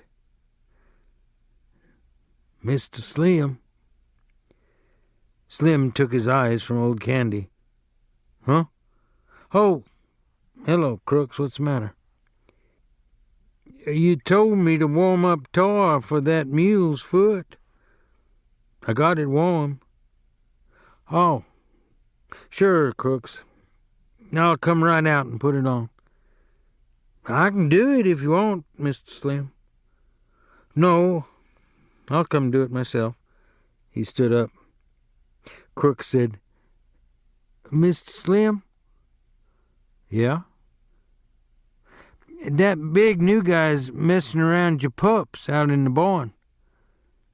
Well, he ain't doing no harm. I'll give him one of them pups. Just thought I'd tell you, said Crooks. He's taking them out of the nest and handling them. That won't do them no good. He won't hurt them, said Slim. I'll come along with you now. George looked up. If that crazy bastard's fooling around too much, just kick him out, Slim. Slim followed the stable buck out of the room. George dealt, and Whit picked up his cards and examined them. Seen the new kid yet? He asked. What kid? George asked. Why, Curly's new wife. Yeah, I seen her. Well, ain't she a Lulu? Well, I ain't seen that much of her, said George. Whit laid down his cards impressively. Well, stick around and keep your eyes open. You'll see plenty. She ain't concealing nothing. I never seen nobody like her. She got the eye going all the time on everybody. I bet she even gives the stable buck the eye. I don't know what the hell she wants. George asked casually, Been any trouble since she got here? It was obvious that Whit wasn't interested in his cards. He laid his hand down and George scooped it in. George laid out his deliberate solitaire hand, 7 cards and 6 on top and 5 on top of those. Whit said, I see what you mean. No, there ain't been nothing yet.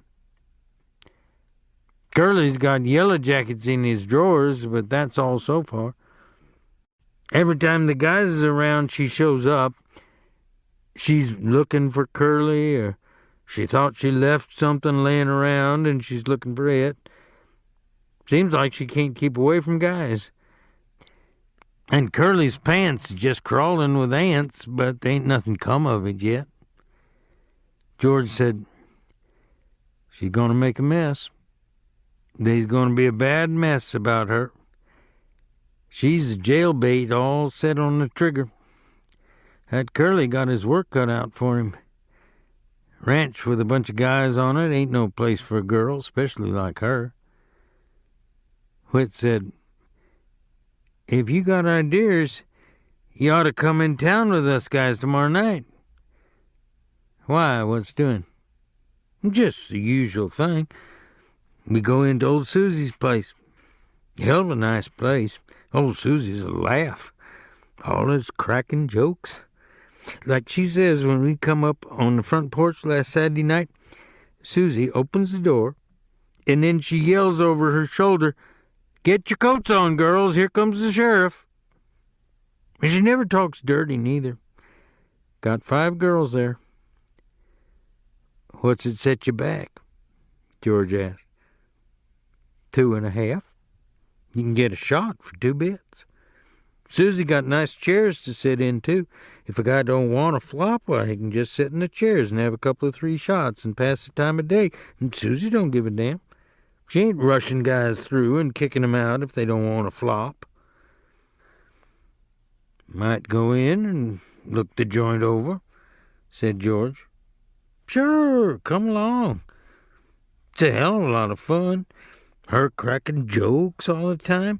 Like she says one time, she says, I've knew people that if they got a rag rug on the floor and a Cupid doll lamp on the phonograph, they think they're running a parlor house.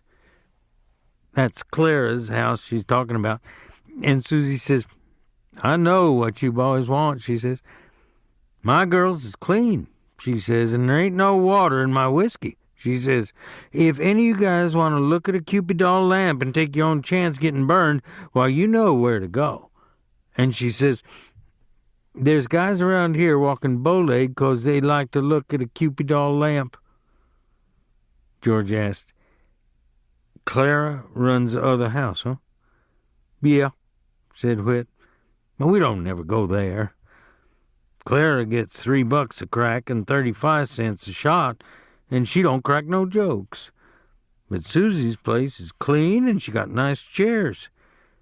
And don't let no goo-goos in, neither. Me and Lenny's rolling up a steak, said George. I might go in and sit and have a shot, but I ain't putting out no 2.5. Well, I gotta have some fun sometime, said Whit. The door opened and Lenny and Carlson came in together. Lenny crept to his bunk and sat down, trying not to attract attention. Carlson reached under his bunk and brought out his bag. He didn't look at old Candy, who still faced the wall. Carlson found a little cleaning rod in the bag and a can of oil. He laid them on his bed and then brought out the pistol, took out the magazine and snapped the loaded shell from the chamber. Then he fell to cleaning the barrel with the little rod. When the ejector snapped, Candy turned over and looked for a moment at the gun before he turned back to the wall again. Carlson said casually, Curly been in yet? No, said Whit. What's eating on Curly? Carlson squinted down the barrel of his gun. Looking for his old lady. I seen him going round and round outside. Whit said sarcastically, he spends half his time looking for her, and the rest of the time she's looking for him. Curly burst into the room excitedly. Any of you guys seen my wife? He demanded. She ain't been here, said Whit. Curly looked threateningly about the room. Where the hell's Slim? Went out in the barn, said George. He was going to put some tar on a split hoof. Curly's shoulders dropped and squared. How long ago did he go? 5, 10 minutes. Curly jumped out the door and banged it after him. Whit stood up. I guess maybe I'd like to see this, he said. Curly's just spoiling, or he wouldn't start for Slim. And Curly's handy, goddamn handy. Got in the finals for the Golden Gloves. He got newspaper clippings about it. He considered. But just the same, he better leave Slim alone. Nobody don't know what Slim can do. Thinks Slim's with his wife, don't he? Said George. Looks like it, Whit said. Of course Slim ain't. At least I don't think Slim is. But I'd like to see the fuss if it comes off. Come on, let's go. George said, No, I'm staying right here. I don't want to get mixed up in nothing. Lenny and me got to make a steak. Carlson finished the cleaning of the gun and put it in the bag and pushed the bag under his bunk. I guess I'll go out and look her over, he said.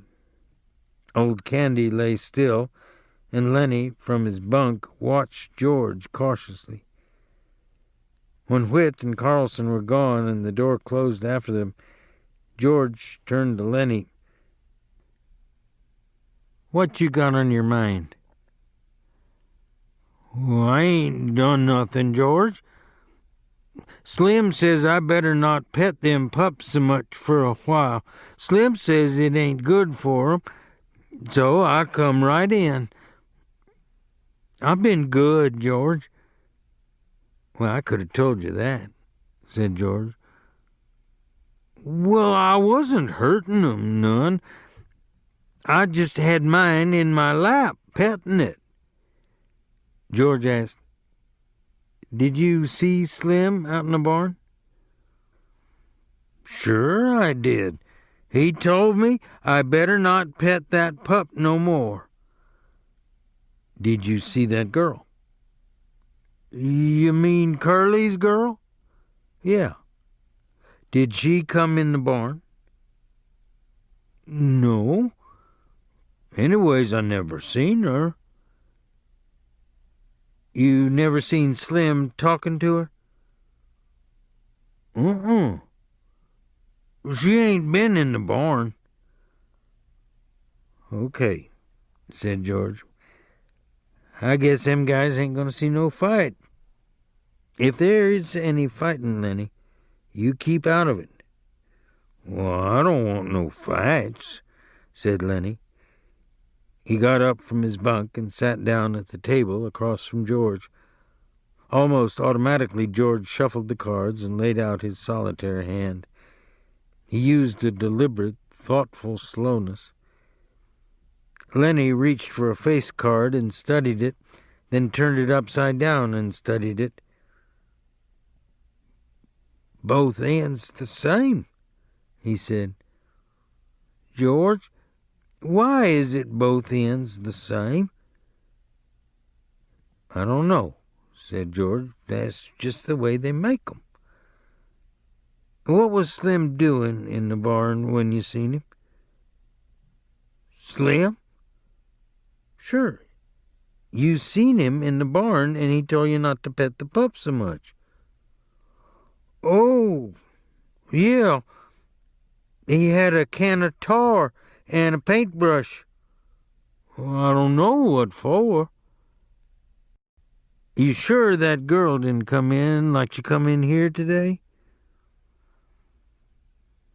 "No, she never come." George sighed. "He give me a good whorehouse every time," he said. "A guy can go in and get drunk and get everything out of his system all at once, and no messes. And he knows how much it's going to set him back. These here jailbaits is just set on the trigger of the hoosecow." Lenny followed his words admiringly and moved his lips a little to keep up. George continued, "You remember Andy Cushman, Lenny? Went to grammar school?" The one that his old lady used to make hot cakes for the kids?" Lenny asked. "Yeah, that's the one." "You can remember anything if there's anything to eat in it." George looked carefully at the solitaire hand. He put an ace up on his scoring rack and piled a 2, 3, and 4 of diamonds on it. "Andy's in San Quentin right now on account of a tart," said George. Lenny drummed on the table with his fingers. "George?" "Huh?" "George, how long's it going to be till we get that little place and live on the fat of the land and rabbits?" "I don't know," said George. "We got to get a big stake together. I know a little place we can get cheap, but they ain't giving it away." Old Candy turned slowly over. His eyes were wide open. He watched George carefully. Lenny said, "Tell about that place, George." "I just told you just last night." "Go on. Tell again, George." "Well, it's 10 acres, said George. "Got a little windmill, got a little shack on it, and a chicken run. Got a kitchen, orchard, cherries, apples, peaches, cots, nuts. got a few berries. And there's a place for alfalfa and plenty of water to flood it. And there's a pig pen. And rabbits, George. No place for rabbits now, but I could easily build a few hutches and you could feed alfalfa to the rabbits. Damn right I could, said Lenny. You goddamn right I could. George's hands stopped working with the cards. His voice was growing warmer. And we could have a few pigs. I could build a smokehouse like the one Grandpa had, and when we kill a pig, we can smoke the bacon and the hams and make sausage and all like that. And when the salmon run up river, we could catch 100 of 'em and salt 'em down or smoke 'em. We could have 'em for breakfast. Ain't nothing so nice as smoked salmon. When the fruit come in, we could can it. And tomatoes, they're easy to can. Every Sunday we'd kill a chicken or a rabbit. Maybe we'd have a cow or a goat. And the cream is so goddamn thick you gotta cut it with a knife and take it out with a spoon. Lenny watched him with wide eyes, and old Candy watched him too. Lenny said softly, "We could live off the fat of the land." "Sure," said George. "All kinds of vegetables in the garden. And if we want a little whiskey, we can sell a few eggs or something, or some milk. We'd just live there. We'd belong there. There wouldn't be no more running around the country and getting fed by a Jap cook. No, sir. We'd have our own place where we belonged and not sleep in no bunkhouse." "Tell about the house, George," Lenny begged. "Sure. We'd have a little house and a room to ourselves, a little fat iron stove, and in the winter we'd keep a fire going in it. It ain't enough land, so we'd have to work too hard, maybe 6, 7 hours a day. We wouldn't have to buck no barley 11 hours a day, and when we put in a crop, why, we'd be there to take the crop up. We'd know what come of our planting." "And rabbits," Lenny said eagerly. "And I'd take care of 'em." "Tell how I'd do that, George." "Sure. You'd go out in the alfalfa patch, and you'd have a sack.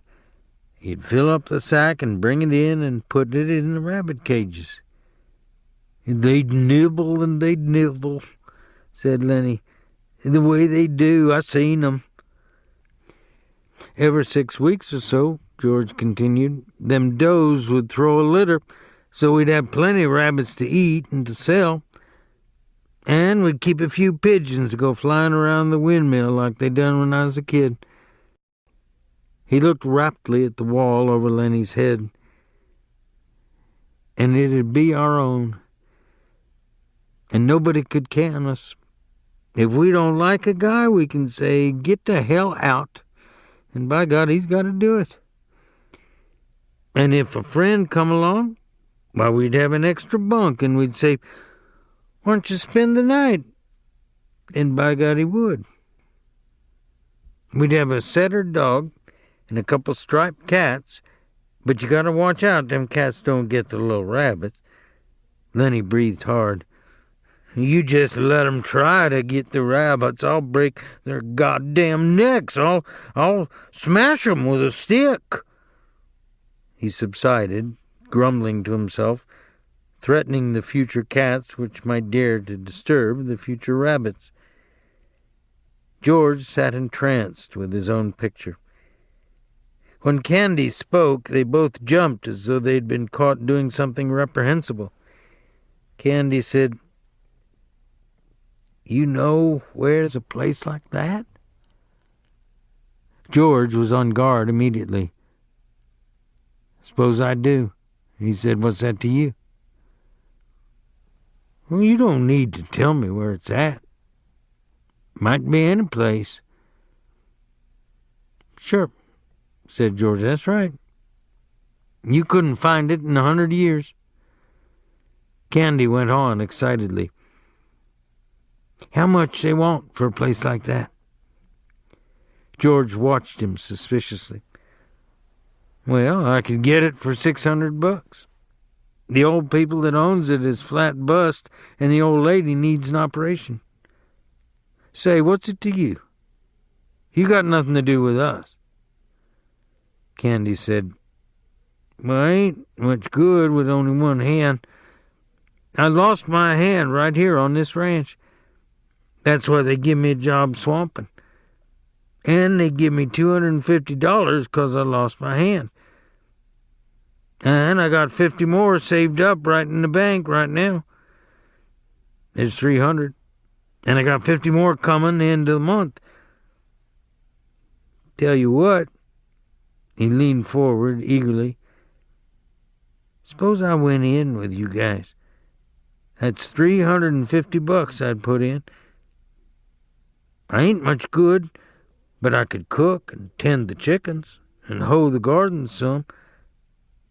How'd that be? George half closed his eyes. I got to think about that. We was always going to do it by ourselves. Candy interrupted him. I'd make a will and leave my share to you guys in case I kick off, 'cause I ain't got no relatives or nothing. You guys got any money? Maybe we could do it right now. George spat on the floor disgustedly. We got $10 between us. Then he said thoughtfully, look, if me and Lenny work a month and don't spend nothing, we'll have $100. That'd be $450. I bet we could swing her for that. Then you and Lenny could go get her started, and I'd get a job and make up the rest, and you could sell eggs and stuff like that. They fell into a silence. They looked at one another, amazed. This thing they'd never really believed in was coming true. George said reverently, Jesus Christ, I bet we could swing her. His eyes were full of wonder. I bet we could swing her, he repeated softly. Candy sat on the edge of his bunk. He scratched the stump of his wrist nervously. I got hurt 4 years ago, he said. They'll can me pretty soon. Just as soon as they can't swamp out no bunkhouses, they'll put me on the county. Maybe if I give you guys my money, you'll let me hoe in the garden even after I ain't no good at it. And I'll wash dishes and little chicken stuff like that. But I'll be on our own place, and I'll be let to work on our own place. He said miserably, You seen what they done to my dog tonight? They says he wasn't no good to himself nor nobody else. When they can me here, I wish somebody'd shoot me. But they won't do nothing like that. I won't have no place to go, and I can't get no more jobs. I'll have $30 more coming time you guys is ready to quit. George stood up. We'll do her, he said. We'll fix up that little old place, and we'll go live there. He sat down again. They all sat still, all bemused by the beauty of the thing. Each mind was popped into the future when this lovely thing should come about. George said wonderingly, Suppose there was a carnival or a circus come to town or a ball game or any damn thing. Old Candy nodded in appreciation of the idea. We'd just go to her, George said. We wouldn't ask nobody if we could. Just say we'll go to her, and we would. Just milk the cow and sling some grain to the chickens and go to her. And put some grass to the rabbits, Lenny broke in. I wouldn't never forget to feed them. When we gonna do it, George?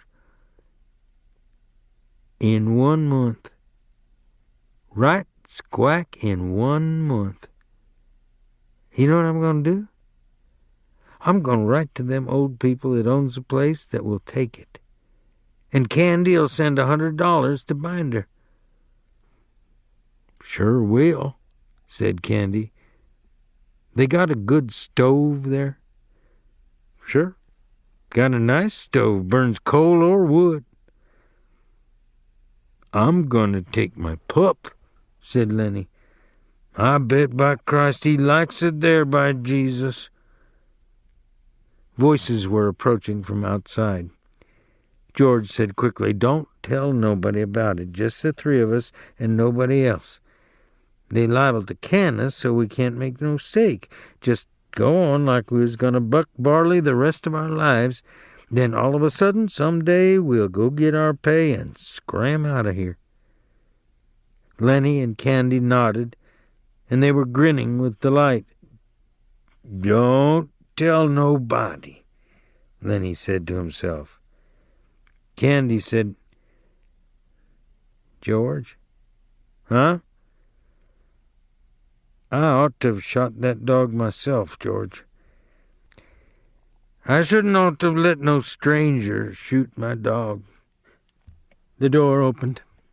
Slim came in, followed by Curly and Carlson and Whit.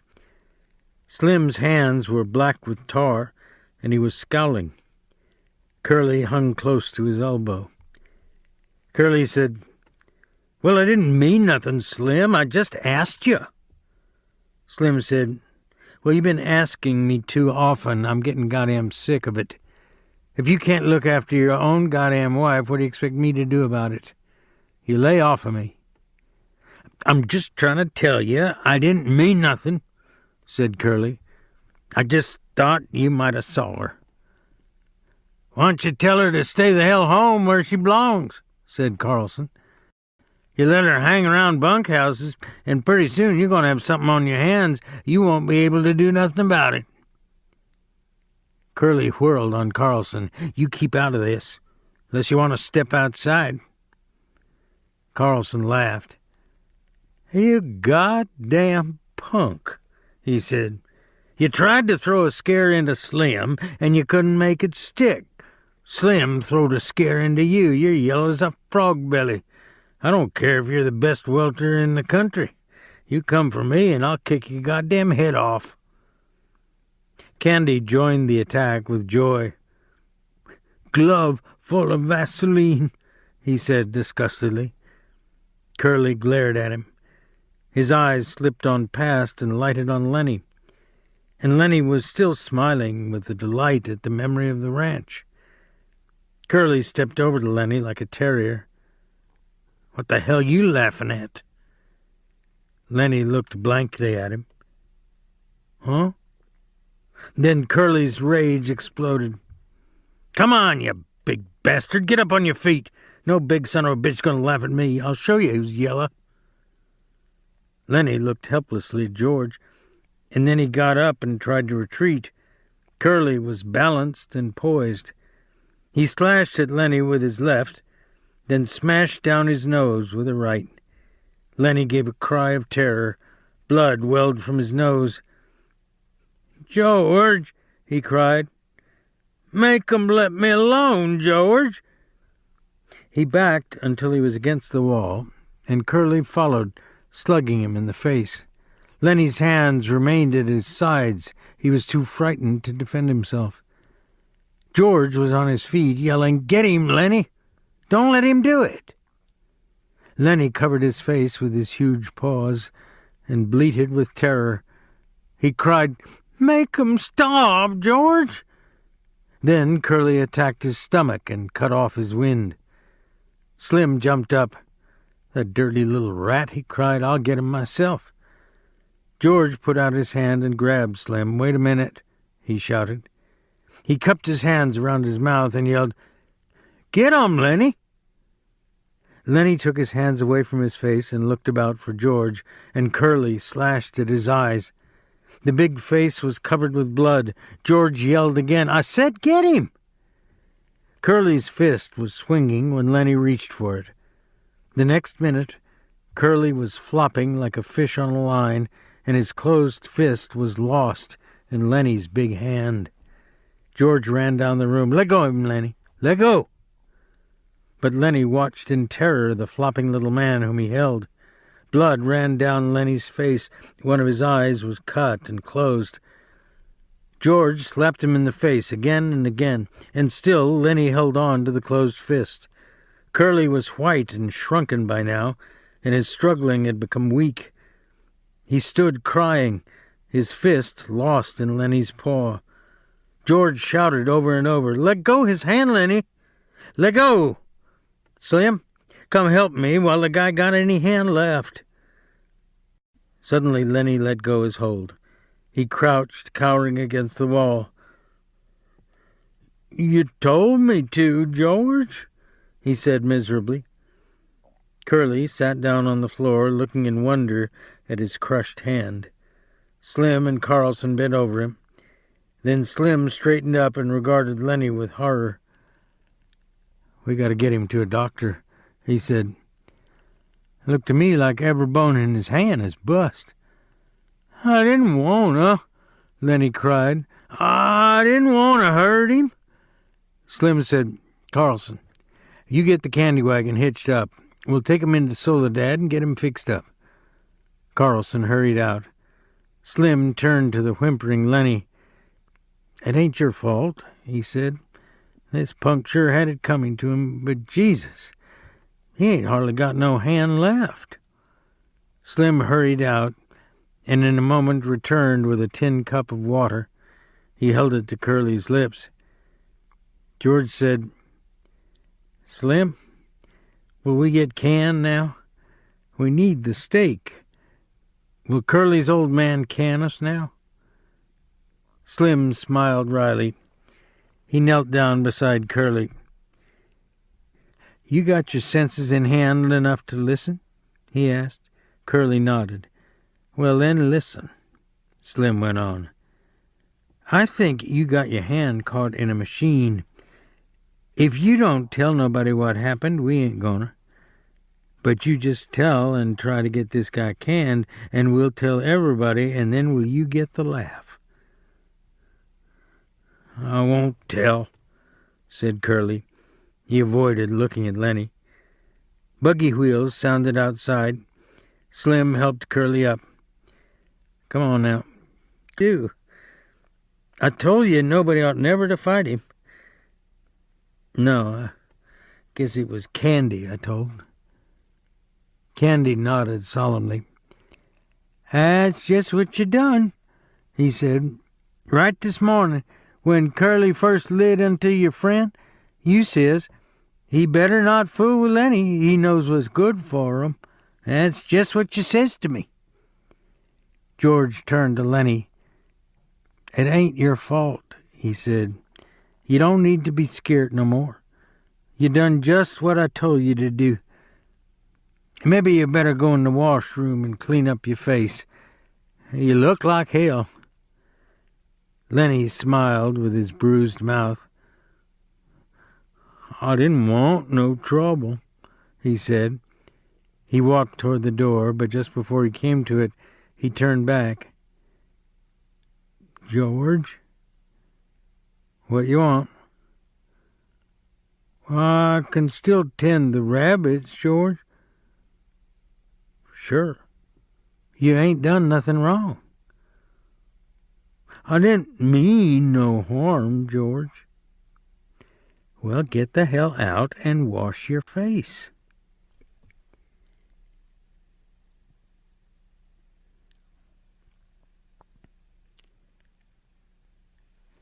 Crooks, the Negro stable buck, had his bunk in the harness room, a little shed that leaned off the wall of the barn. On one side of the little room there was a square four-paned window, and on the other a narrow plank door leading into the barn. Crook's bunk was a long box filled with straw on which his blankets were flung. On the wall by the window there were pegs on which hung broken harness in process of being mended, strips of new leather, and under the window itself a little bench for leather-working tools, curved knives and needles, and balls of linen thread, and a small hand riveter. On pegs were also pieces of harness, a split collar with the horsehair stuffing sticking out, a broken hame, and a trace chain with its leather covering split. Crooks had his apple box over his bunk, and in it a range of medicine bottles, both for himself and for the horses. There were cans of saddle soap and a drippy can of tar with its paintbrush sticking over the edge. And scattered about the floor were a number of personal possessions.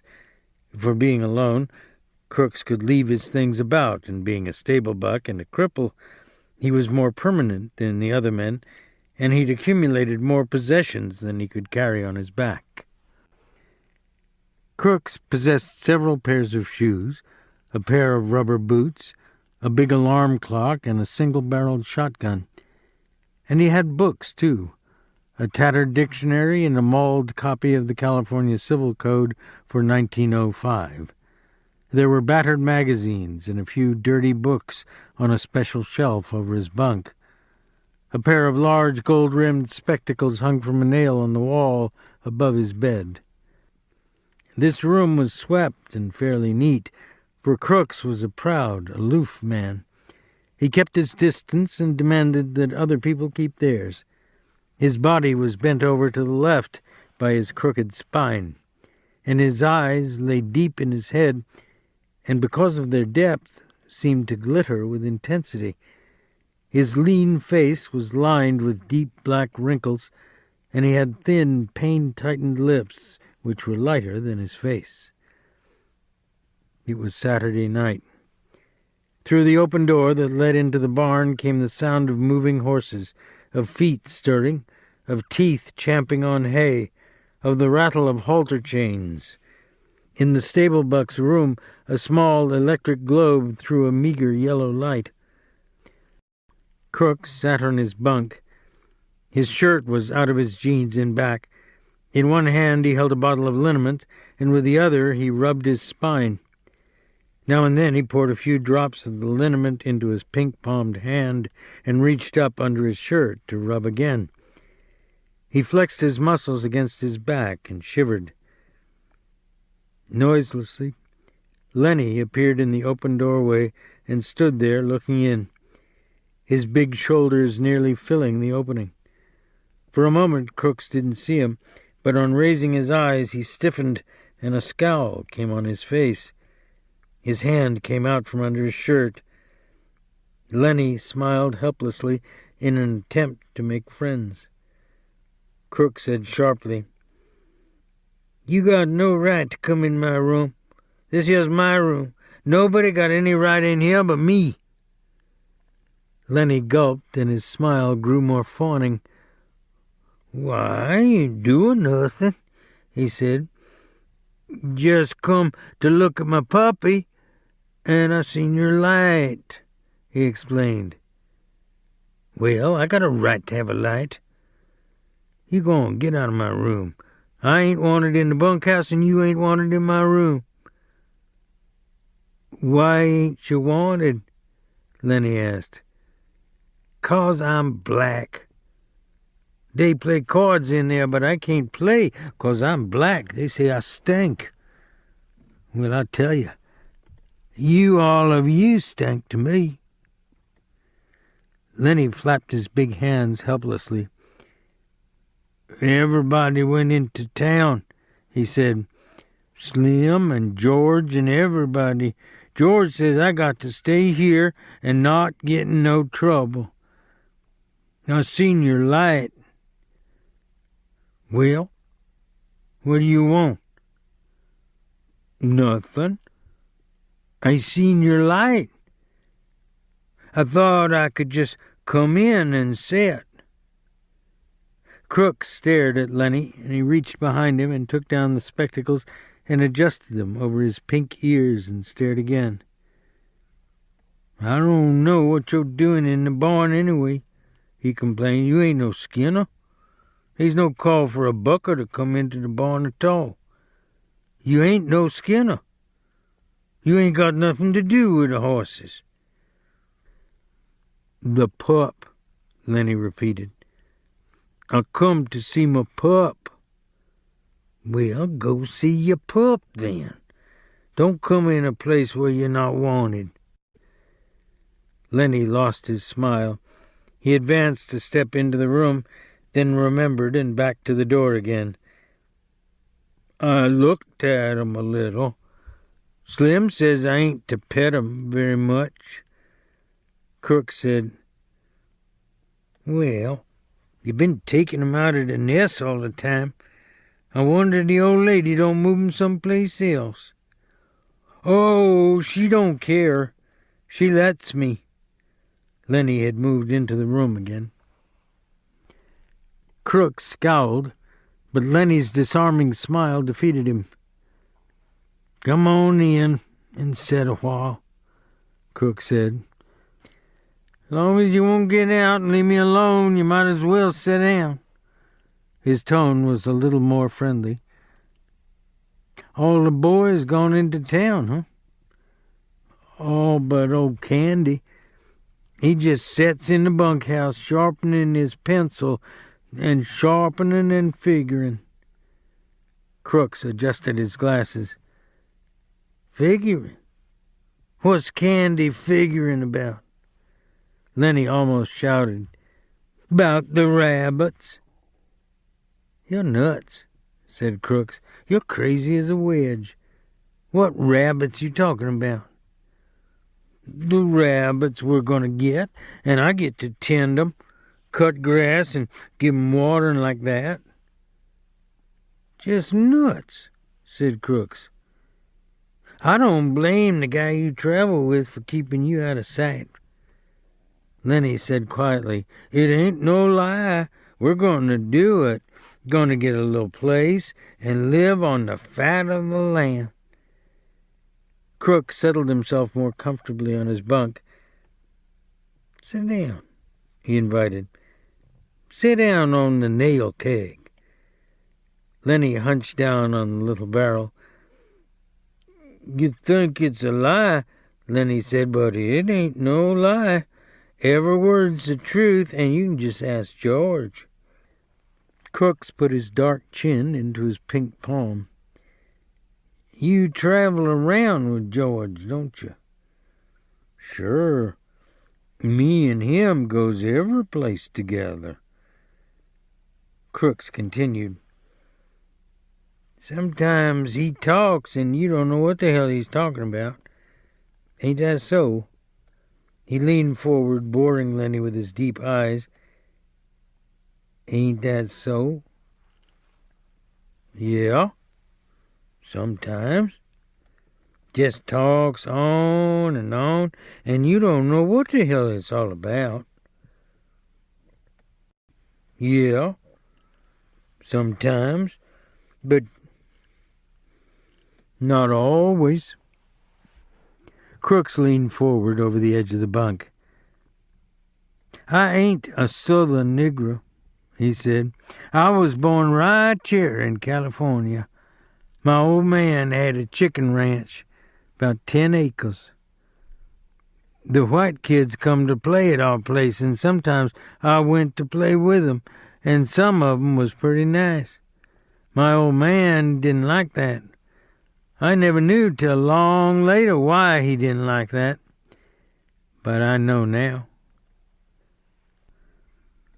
He hesitated, and when he spoke again, his voice was softer. "There wasn't another colored family for miles around. Now there ain't a colored man on this ranch, and there's just one family in Soledad." He laughed. "If I say something, why, it's just a nigger saying it." Lenny asked, "How long you think it'll be before them pups'll be old enough to pet?" Crooks laughed again. A guy can talk to you and be sure you won't go blabbing. Couple weeks and them pups will be all right. George knows what he's about. Just talks and you don't understand nothing." He leaned forward excitedly.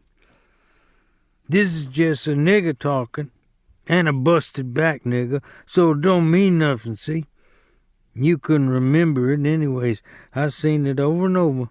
A guy talking to another guy, and it don't make no difference if he don't hear or understand. The thing is, they talking. Or they're sitting still, not talking. It don't make no difference. No difference." His excitement had increased until he pounded his knee with his hand. "George can tell you screwy things, and it don't matter. It's just a talking. It's just being with another guy. That's all." He paused. His voice grew soft and persuasive. "S'pose George don't come back no more. S'pose he took a powder and just ain't coming back. What'll you do then?" Lenny's attention came gradually to what had been said. "What?" he demanded.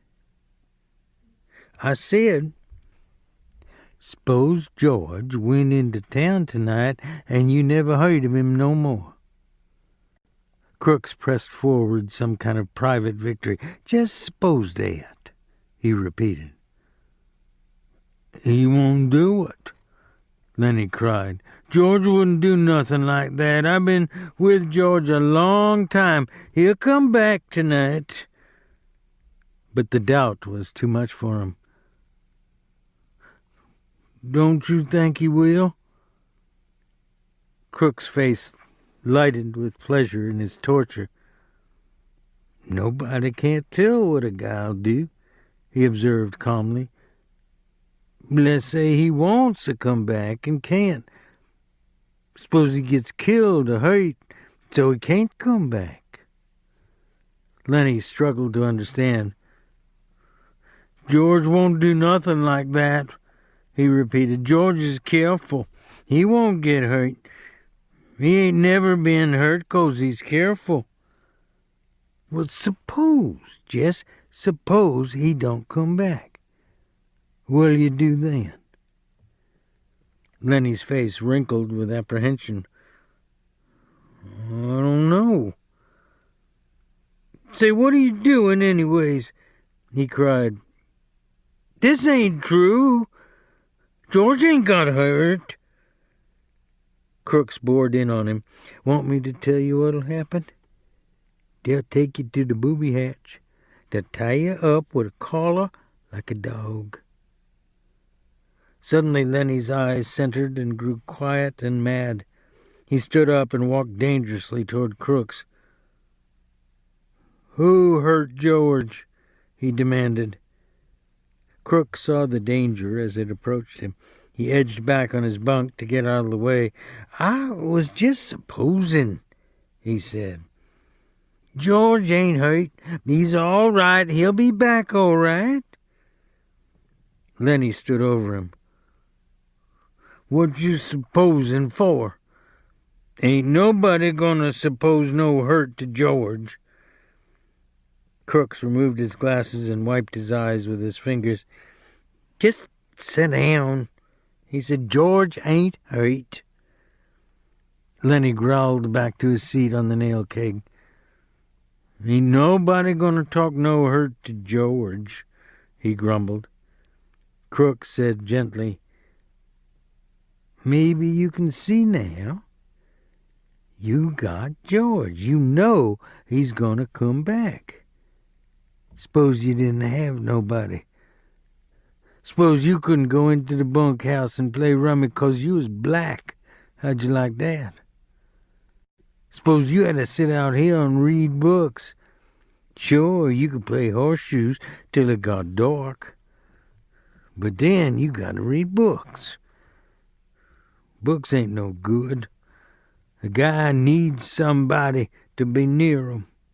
He whined, "A guy goes nuts if he ain't got nobody. Don't make no difference who the guy is, long as he's with you. I tell you, he cried, I tell you, a guy gets too lonely and he gets sick. George gonna come back, Lenny reassured himself in a frightened voice. Maybe George come back already. Maybe I better go see. Crook said, I didn't mean to scare you. He'll come back. I was talking about myself. Guy sits alone out here at night, maybe reading books or thinking or stuff like that.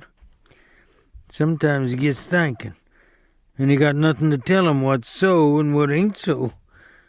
Maybe if he sees something, he don't know whether it's right or not. He can't turn to some other guy and ask him if he sees it too. He can't tell. He got nothing to measure by. I seen things out here. I wasn't drunk. I don't know if I was asleep. If some guy was with me, he could tell me I was asleep, and then it would be all right. But I just don't know. Crooks was looking across the room now, looking toward the window. Lenny said miserably, George wouldn't go away and leave me. I know George wouldn't do that. The stable buck went on dreamily. I remember when I was a little kid on my old man's chicken ranch. Had 2 brothers. They was always near me, always there. Used to sleep right in the same room, right in the same bed, all 3. Had a strawberry patch. Had an alfalfa patch.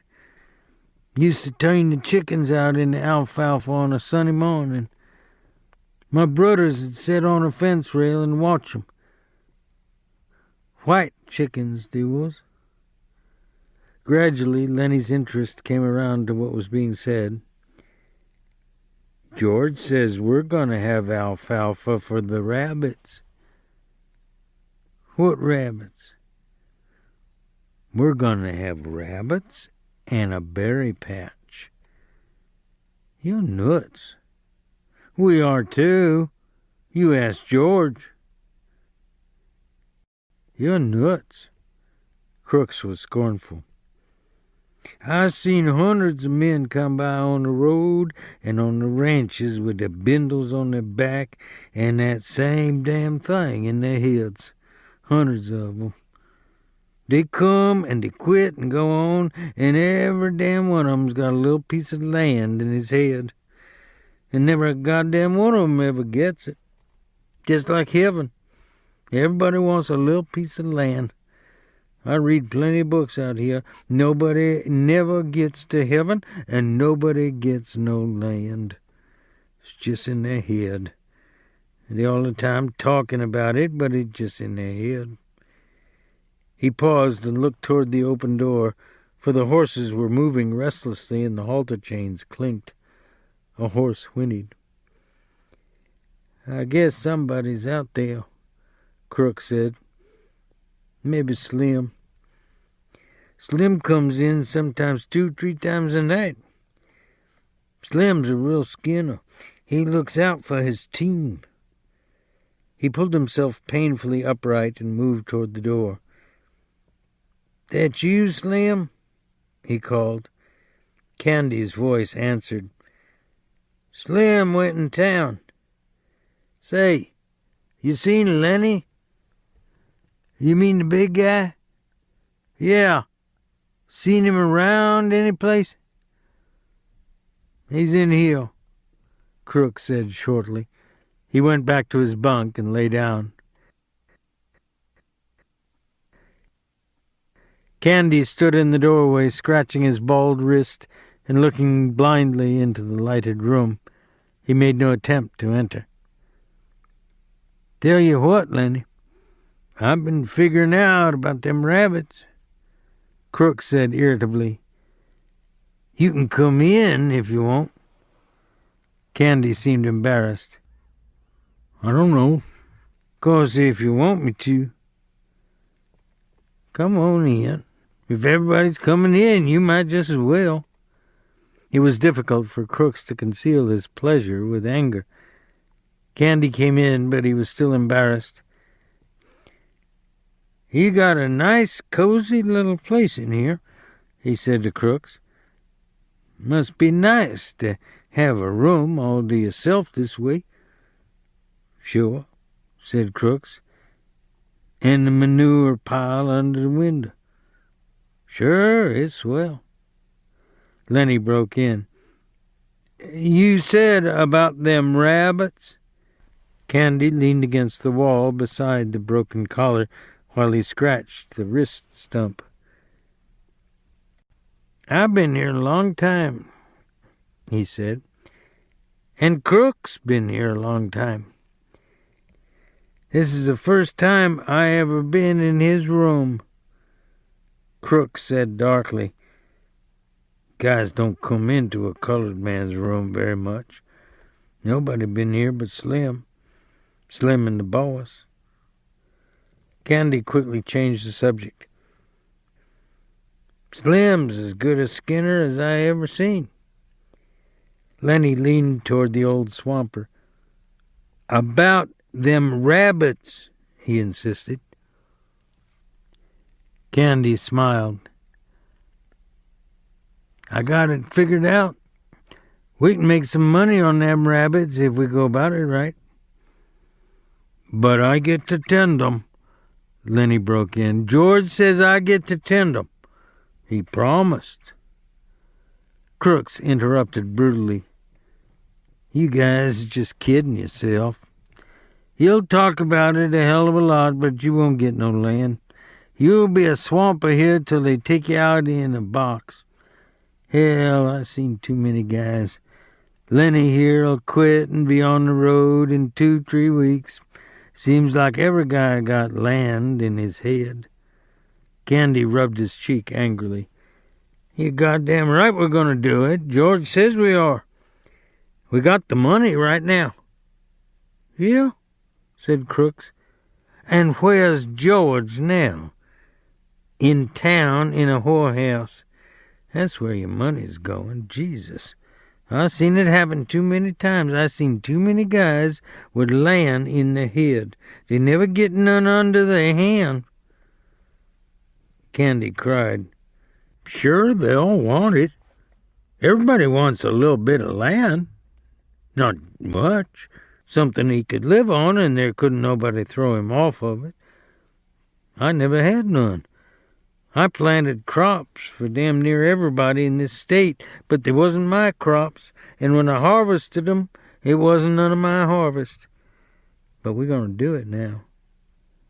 And don't make no mistake about that.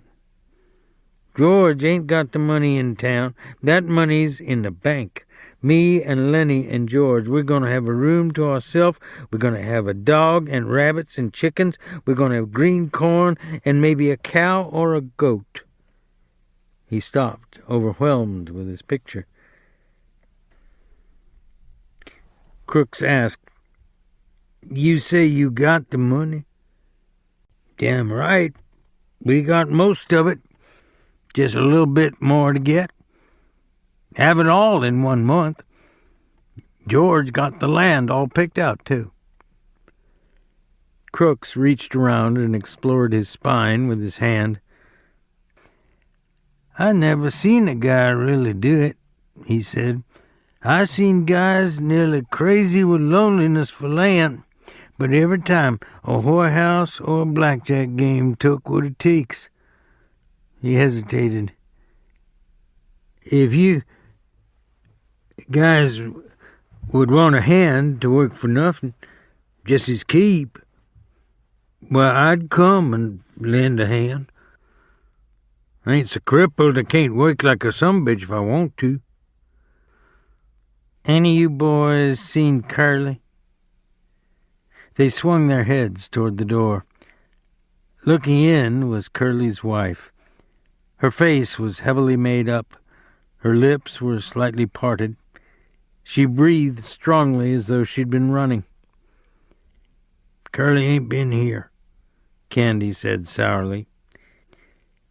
She stood still in the doorway, smiling a little at them, rubbing the nails of one hand with the thumb and forefinger of the other, and her eyes traveled from one face to another.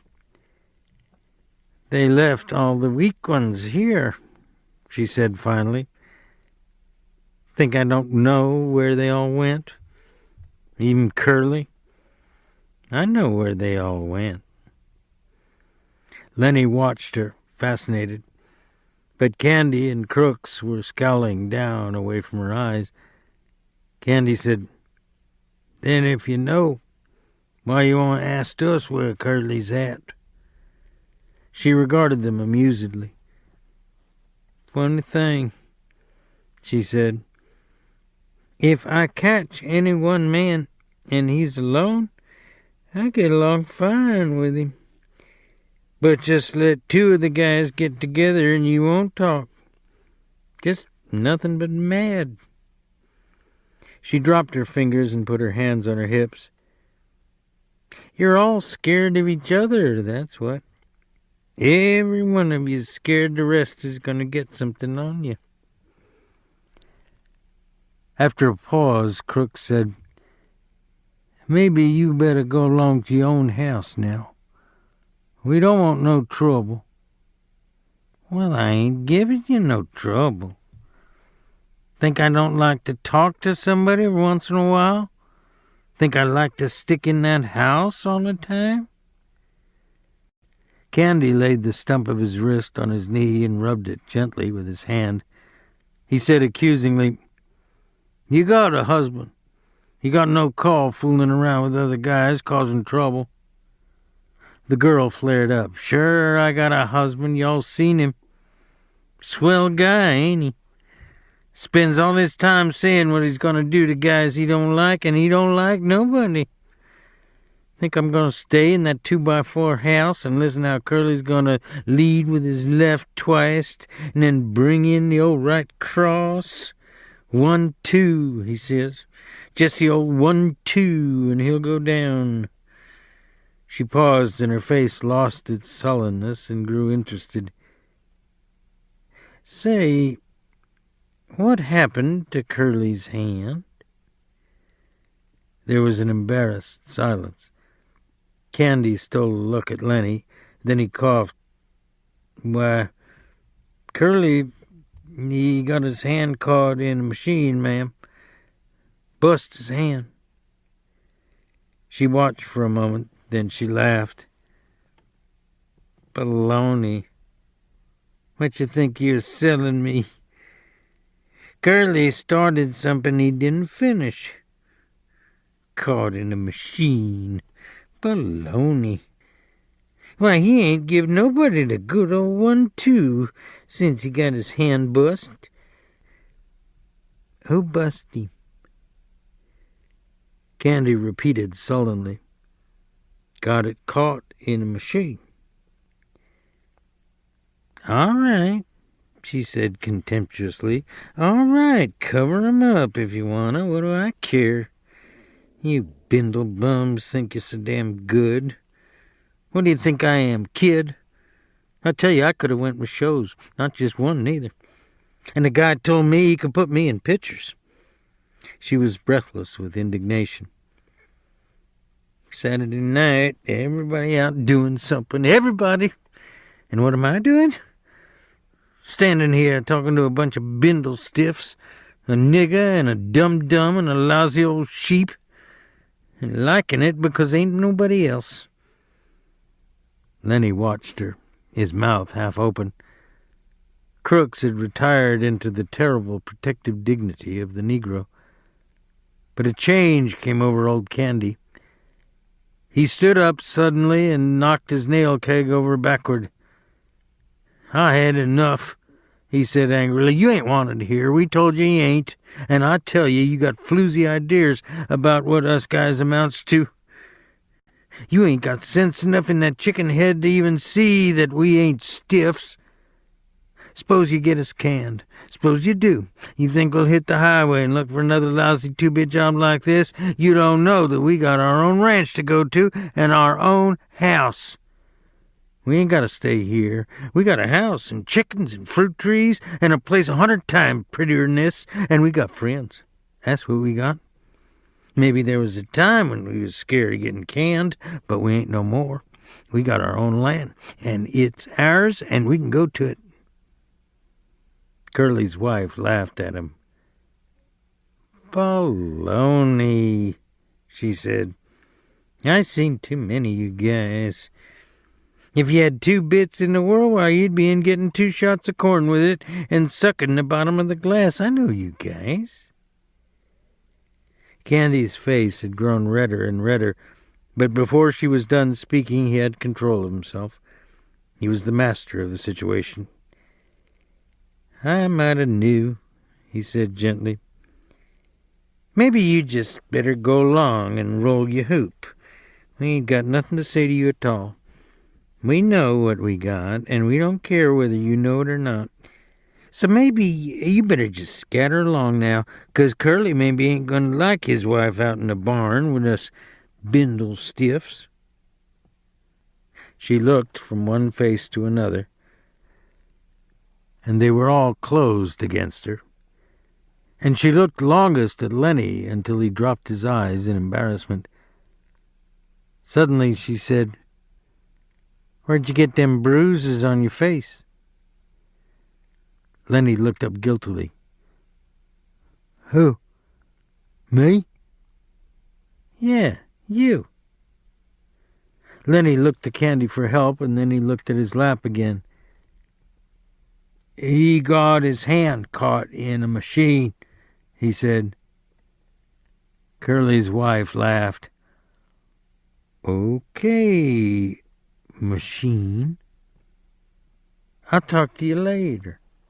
I like machines." Candy broke in. "You let this guy alone. Don't you do no messing around with him. I won't tell George what you says. George won't have you messing with Lenny."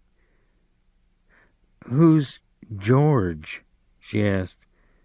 "The little guy you come with?" Lenny smiled happily. "That's him," he said. "That's the guy, and he's gonna let me tend the rabbits." "Well, if that's all you want, I might get a couple rabbits myself." Crook stood up from his bunk and faced her. "I had enough," he said coldly. "You got no rights coming in the colored man's room. You got no rights messing around in here at all. Now you just get out, and get out quick. If you don't, I'm going to ask the boss not to ever let you come in the barn no more." She turned on him in scorn. "Listen, nigger," she said, "you know what I can do to you if you open your trap?" Crook stared hopelessly at her, and then he sat down on his bunk and drew into himself. She closed on him. "You know what I could do?" Crook seemed to grow smaller, and he pressed himself against the wall. "Yes, ma'am." "Well, you keep your place in, nigger. I could get you strung up in a tree so easy it ain't even funny." Crooks had reduced himself to nothing. There was no personality, no ego, nothing to arouse either like or dislike. He said, "Yes, ma'am," and his voice was toneless. For a moment she stood over him as though waiting for him to move so that she could whip at him again. But Crooks sat perfectly still, his eyes averted, everything that might be hurt drawn in. She turned at last to the other two. Old Candy was watching her, fascinated.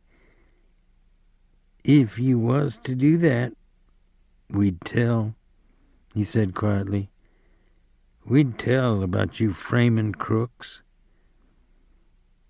"Tell and be damned," she cried. "Nobody'd listen to you, and you know it. Nobody'd listen to you." Candy subsided. "No," he agreed.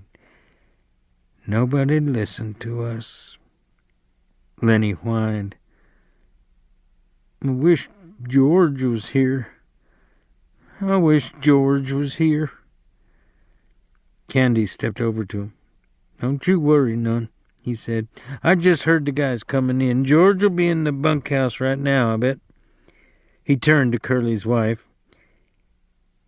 You better go home now, he said quietly. If you go right now, we won't tell Curly was here.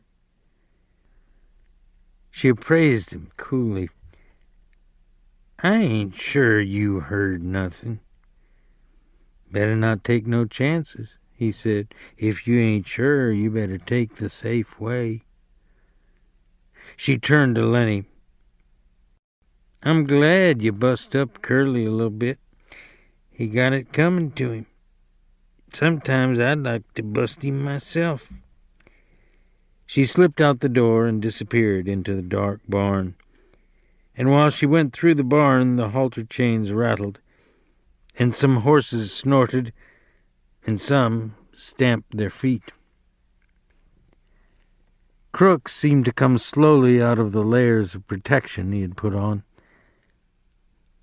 Was that the truth, what you said about the guys come back? He asked. Sure, I heard 'em. Well, I didn't hear nothing.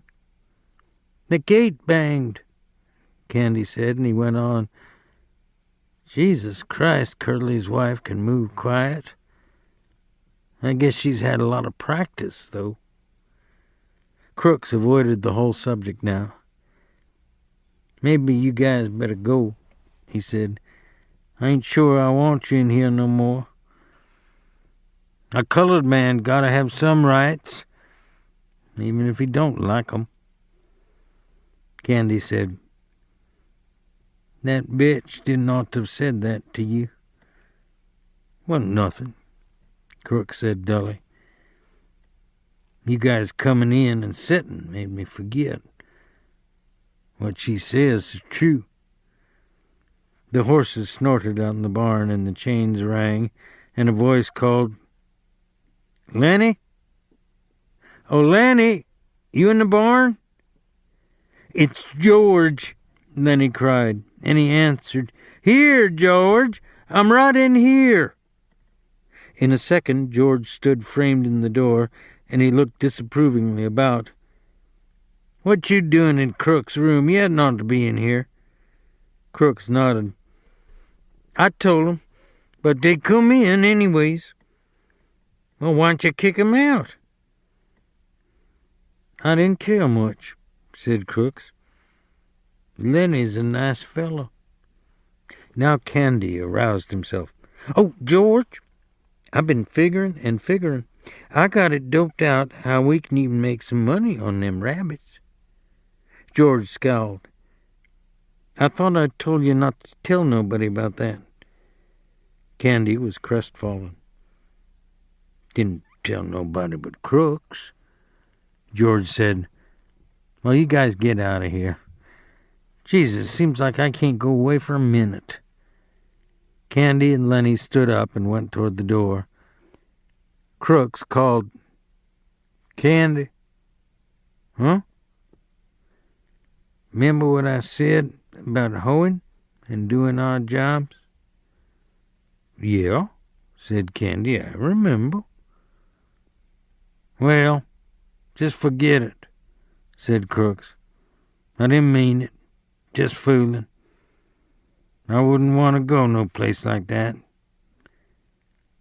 Well, okay, if you feel like that. Good night. The three men went out of the door.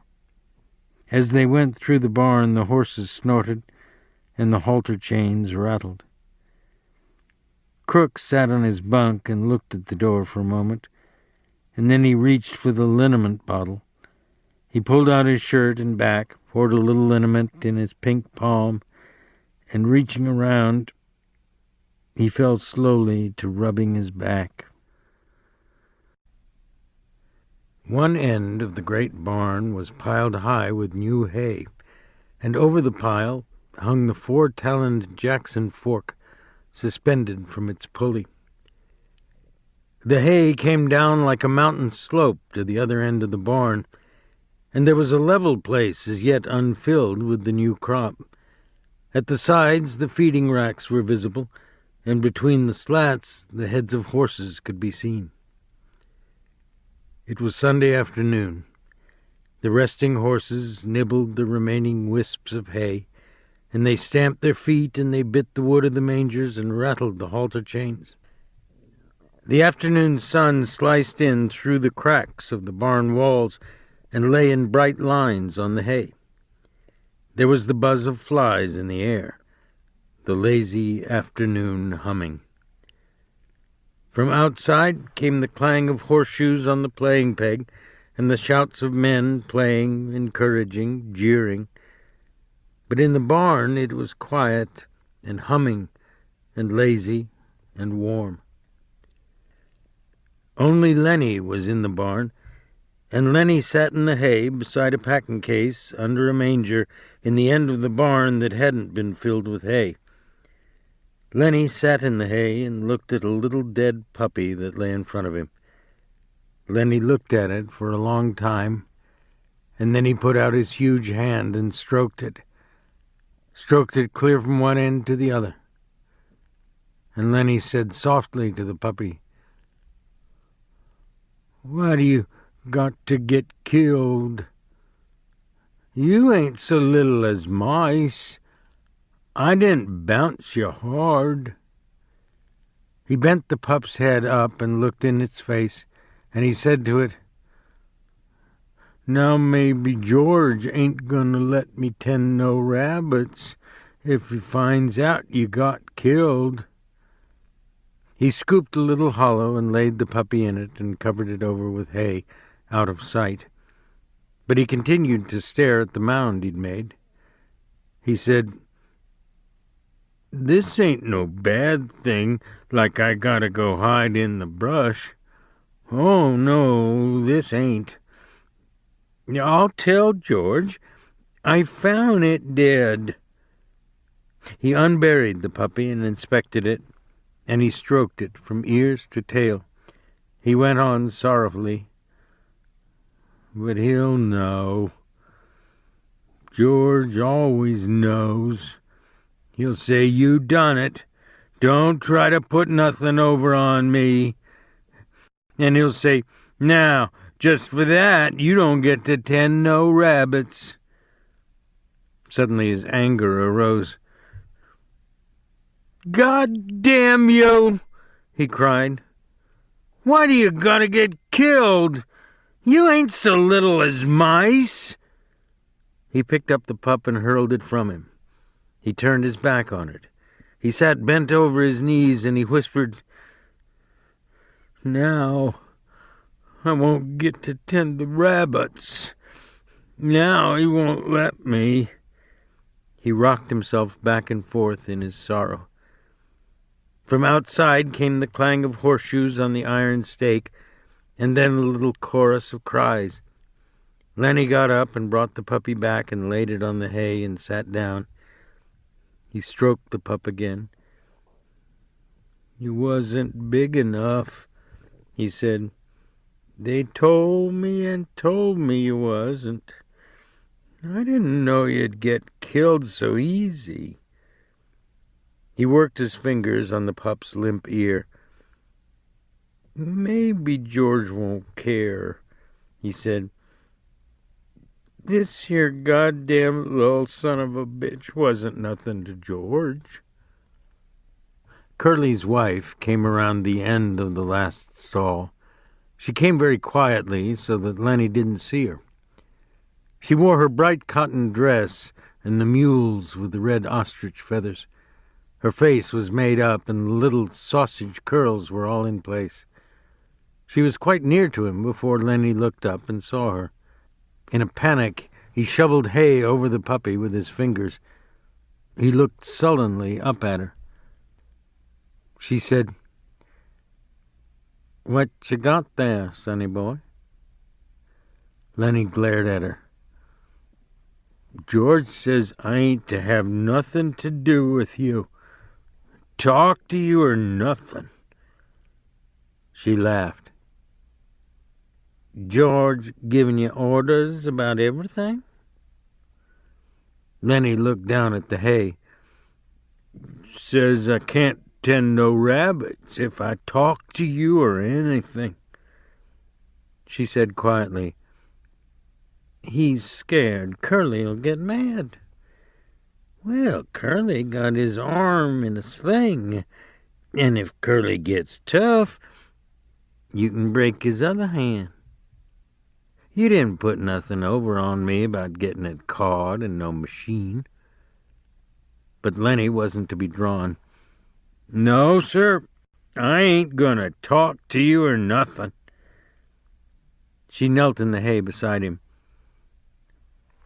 "Listen," she said, "all the guys got a horseshoe tenement going on. It's only about 4 o'clock. None of them guys is going to leave that tenement. Why can't I talk to you? I never get to talk to nobody. I get awful lonely." Lenny said, "Well, I ain't supposed to talk to you or nothing." "I get lonely," she said. "You can talk to people, but I can't talk to nobody but Curly, else he gets mad. How'd you like not to talk to anybody?"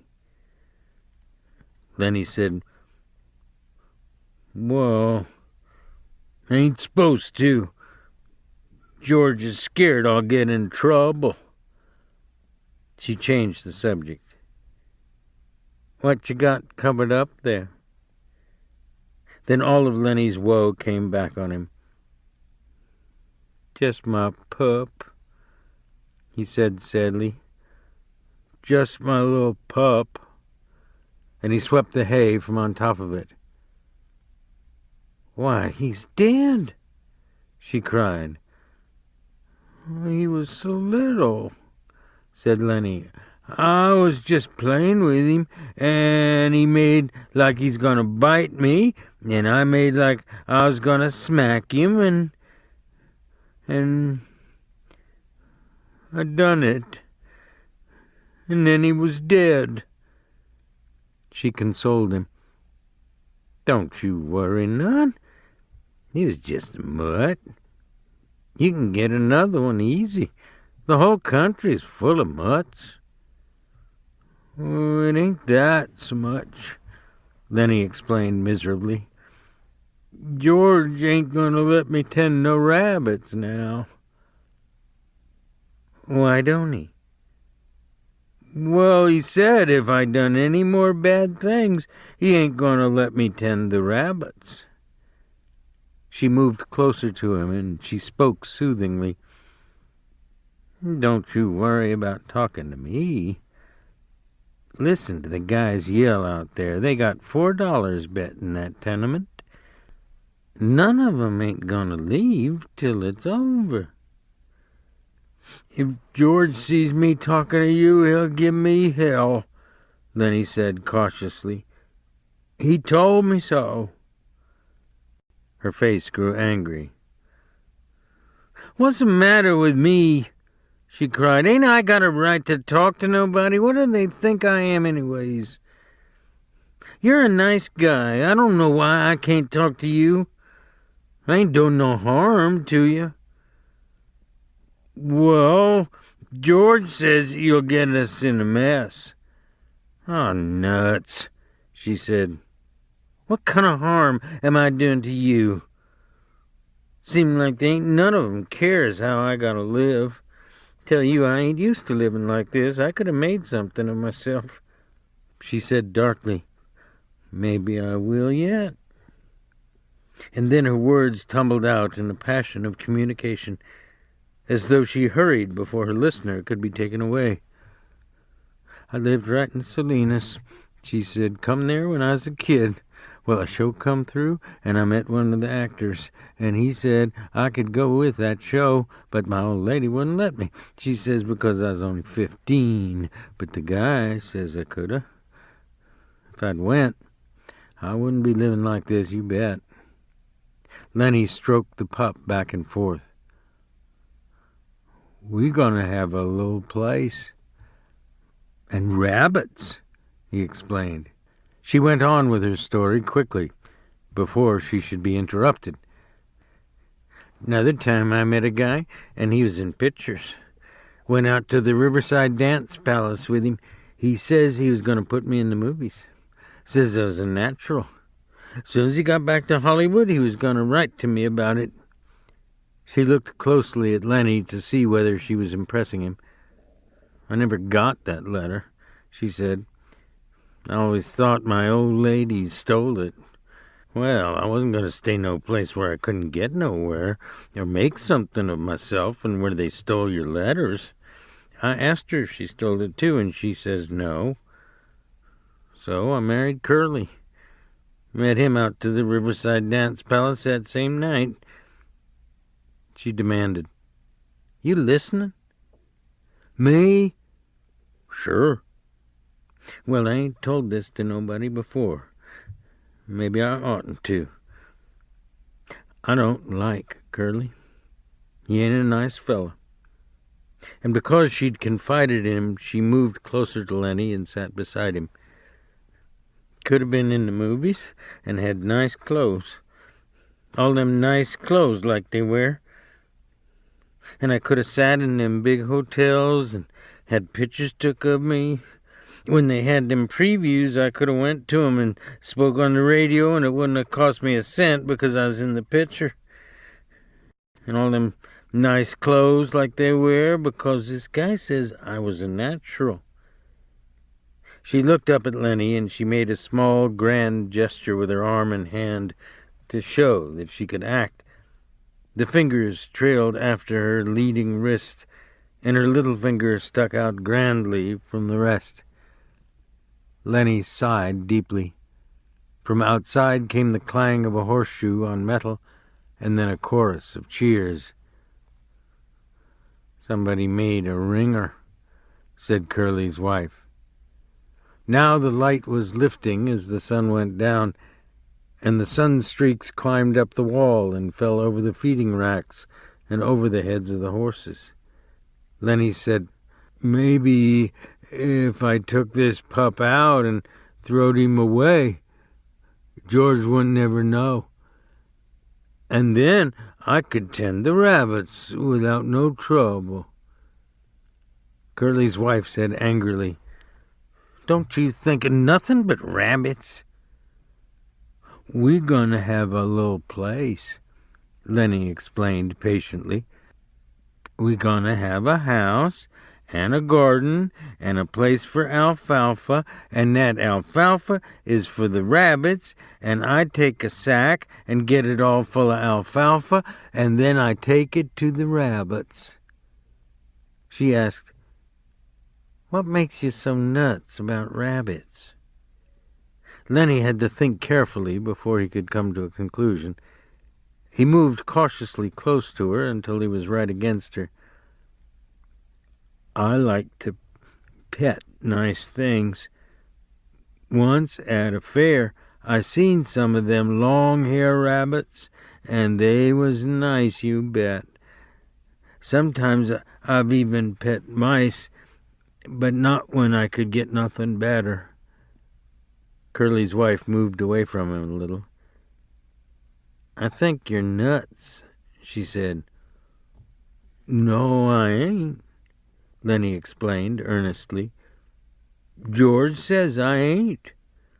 I like to pet nice things with my fingers. Soft things." She was a little bit reassured. "Well, who don't?" she said. "Everybody likes that.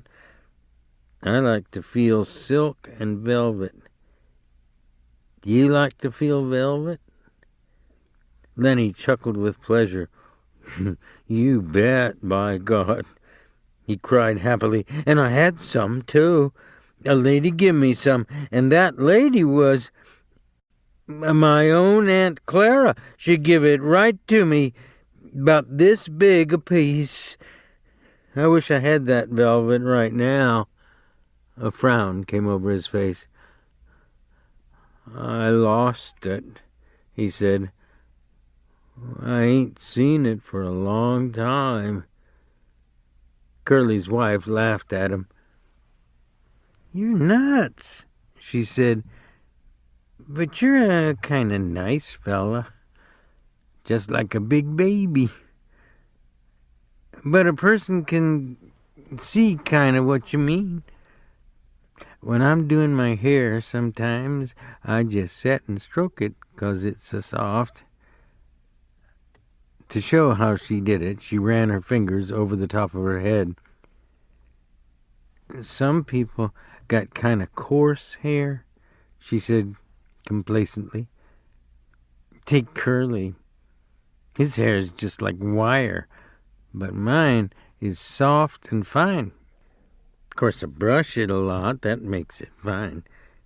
Here, feel right here." She took Lenny's hand and put it on her head. "Feel right around there and see how soft it is." Lenny's big fingers fell to stroking her hair. "Don't you muss it up," she said. Lenny said, "Oh, that's nice." And he stroked harder. "Oh, that's nice. Look out now. You'll muss it." And then she cried angrily, "You stop it now. You'll mess it all up." She jerked her head sideways, and Lenny's fingers closed on her hair and hung on. "Let go!" she cried. "You let go!" Lenny was in a panic. His face was contorted. She screamed then, and Lenny's other hand closed over her mouth and nose. "Please don't," he begged. "Oh, please don't do that. George'll be mad." She struggled violently under his hands. Her feet battered on the hay, and she writhed to be free, and from under Lenny's hand came a muffled screaming. Lenny began to cry with fright. "Oh, please don't do none of that," he begged. "George gonna say I done a bad thing. He ain't gonna let me tin no rabbits." He moved his hand a little, and her hoarse cry came out. Then Lenny grew angry. "Now don't," he said. "I don't want you to yell. You're gonna get me in trouble just like George says you will. Now don't you do that." And she continued to struggle, and her eyes were wild with terror. He shook her then, and he was angry with her. "Don't you go yellin'," he said, and he shook her, and her body flopped like a fish. And then she was still, for Lenny had broken her neck. He looked down at her, and carefully he removed his hand from over her mouth, and she lay still. "I don't want to hurt you," he said, "but George'll be mad if you yell." When she didn't answer nor move, he bent closely over her. He lifted her arm and let it drop. For a moment he seemed bewildered, and then he whispered in fright, "I done a bad thing. I done another bad thing." He pawed up the hay until it partly covered her. From outside the barn came a cry of men and the double clang of horseshoes on metal. For the first time, Lenny became conscious of the outside. He crouched down in the hay and listened. "I done a real bad thing," he said. "I shouldn't have did that. George'll be mad. And he said, and hide in the brush till he come. He's gonna be mad. In the brush till he come. That's what he said." Lenny went back and looked at the dead girl. The puppy lay close to her. Lenny picked it up. "I'll throw him away," he said. "It's bad enough like it is." He put the pup under his coat and he crept to the barn wall and peered out between the cracks toward the horseshoe game. And then he crept around the end of the last manger and disappeared. The sun streaks were high on the wall by now, and the light was growing soft in the barn. Curly's wife lay on her back, and she was half covered with hay. It was very quiet in the barn, and the quiet of the afternoon was on the ranch. Even the clang of the pitched shoes, even the voices of the men in the game seemed to grow more quiet. The air in the barn was dusky in advance of the outside day. A pigeon flew in through the open hay door and circled and flew out again. Around the last stall came a shepherd bitch, lean and long with heavy hanging dugs. Halfway to the packing box where the puppies were, she caught the dead scent of Curly's wife, and the hair rose along her spine. She whimpered and cringed to the packing box and jumped in among the puppies. Curly's wife lay with a half covering of yellow hay, and the meanness and the plannings and the discontent and the ache for attention were all gone from her face. She was very pretty and simple, and her face was sweet and young. Now her rouged cheeks and her reddened lips made her seem alive and sleeping very lightly. The curls, tiny little sausages, were spread on the hay behind her head, and her lips were parted. As happens sometimes, a moment settled and hovered and remained for much more than a moment, and sound stopped, and movement stopped for much, much more than a moment. Then, gradually, time awakened again and moved sluggishly on. The horses stamped on the other side of the feeding racks, and the halter chains clinked. Outside, the men's voices became louder and clearer. From around the end of the last stall, old Candy's voice came. "Lenny," he called. "Oh, Lenny, you in here? I been figuring some more. Tell you what we can do, Lenny." Old Candy appeared around the end of the last stall. "Oh, Lenny," he called again, and then he stopped, and his body stiffened. He rubbed his smooth wrist on his white stubble whiskers. "Well, I didn't know you was here," he said to Curly's wife. When she didn't answer, he stepped nearer. "You oughtn't to sleep out here," he said disapprovingly, and then he was beside her and... Oh, Jesus Christ. He looked about helplessly and he rubbed his beard. Then he jumped up and went quickly out of the barn. But the barn was alive now. The horses stamped and snorted, and they chewed the straw of their bedding, and they clashed the chains of their halters. In a moment, Candy came back, and George was with him. George said, "What was it you wanted to see me about?" Candy pointed at Curly's wife. George stared. "What's the matter with her?" he asked. He stepped closer, and then he echoed Candy's words. "Oh, Jesus Christ." He was down on his knees beside her. He put his hand over her heart, and finally, when he stood up slowly and stiffly, his face was as hard and tight as wood, and his eyes were hard. Candy said, "What done it?" George looked coldly at him. "Ain't you got any idea?" he asked, and Candy was silent. "I should have knew," George said hopelessly. "I guess maybe way back in my head I did." Candy asked, "What we going to do now, George?" What we gonna do now? George was a long time in answering. Guess we gotta tell the guys.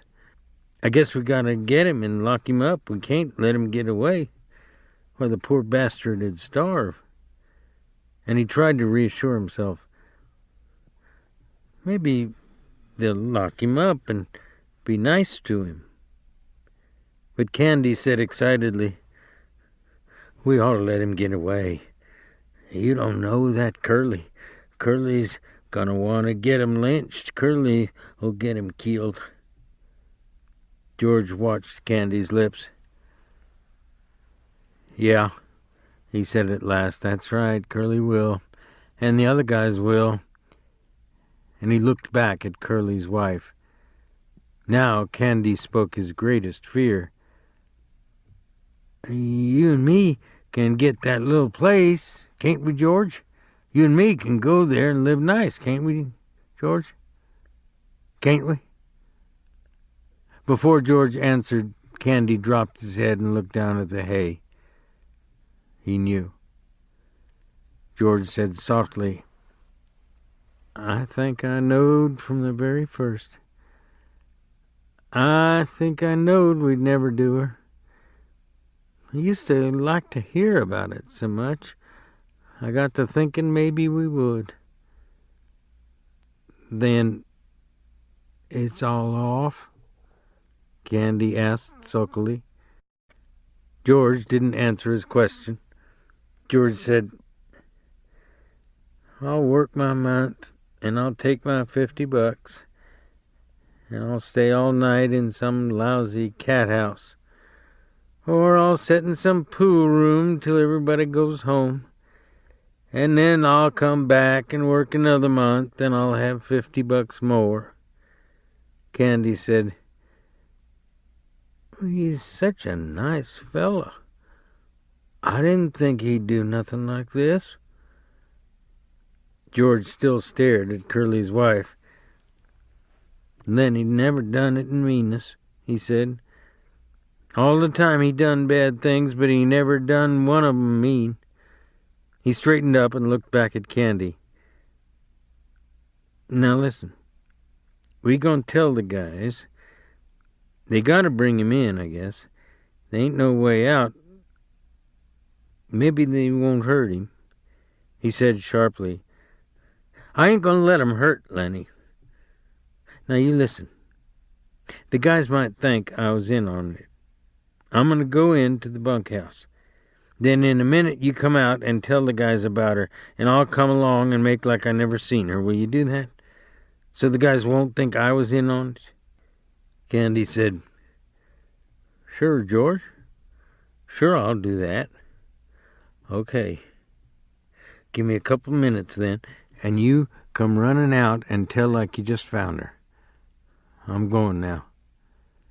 George turned and went quickly out of the barn. Old Candy watched him go. He looked helplessly back at Curly's wife, and gradually his sorrow and his anger grew into words. "You goddamn tramp," he said viciously. "You done it, didn't you? I suppose you're glad. Everybody knowed you'd mess things up. You wasn't no good. You ain't no good now, you lousy tart." He sniveled and his voice shook. "I could have hoed in the garden and washed dishes for them guys." He paused and then went on in a sing-song, and he repeated the old words. "If they was a circus or a baseball game, we would have went to her and just said to hell with work and went to her. Never asked nobody's say-so. And they'd have been a pig and chickens, and in the winter the little fat stove and the rain coming, and us just sitting there." His eyes blinded with tears, and he turned and went weakly out of the barn, and he rubbed his bristly whiskers with his wrist stump. Outside, the noise of the game stopped. There was a rise of voices in question, a drum of running feet, and the men burst into the barn. Slim and Carlson and young Whit and Curly, and Crooks keeping back out of attention range. Candy came after them, and last of all came George. George had put on his blue denim coat and buttoned it, and his black hat was pulled down low over his eyes. The men raced around the last stall. Their eyes found Curly's wife in the gloom. They stopped and stood still and looked. Then Slim went quietly over to her, and he felt her wrist. One lean finger touched her cheek, and then his hand went under her slightly twisted neck, and his fingers explored her neck. When he stood up, the men crowded near, and the spell was broken. Curly came suddenly to life. "I know who done it," he cried. "That big son of a bitch done it. I know he done it. Why, everybody else was out there playing horseshoes." He worked himself into a fury. "I'm going to get him. I'm going for my shotgun. I'll kill the big son of a bitch myself. I'll shoot him in the guts. Come on, you guys." He ran furiously out of the barn. Carlson said, "I'll get my Luger," and he ran out too. Slim turned quietly to George. "I guess Lenny done it all right," he said. "Her neck's bust. Lenny could have did that." George didn't answer, but he nodded slowly. His hat was so far down on his forehead that his eyes were covered. Slim went on, "Maybe like that time in Weed you was telling about." Again, George nodded. Slim sighed. "Well, I guess we gotta get him. Where you think he might have went?" It seemed to take George some time to free his words. "He would have went south," he said. "We come from north, so he would have went south." "I guess we gotta get him," Slim repeated. George stepped close. "Couldn't we maybe bring him in and they'll lock him up?" "He's nuts, Slim. He never done this to be mean." Slim nodded. "We might," he said. "If we could keep Curly in, we might.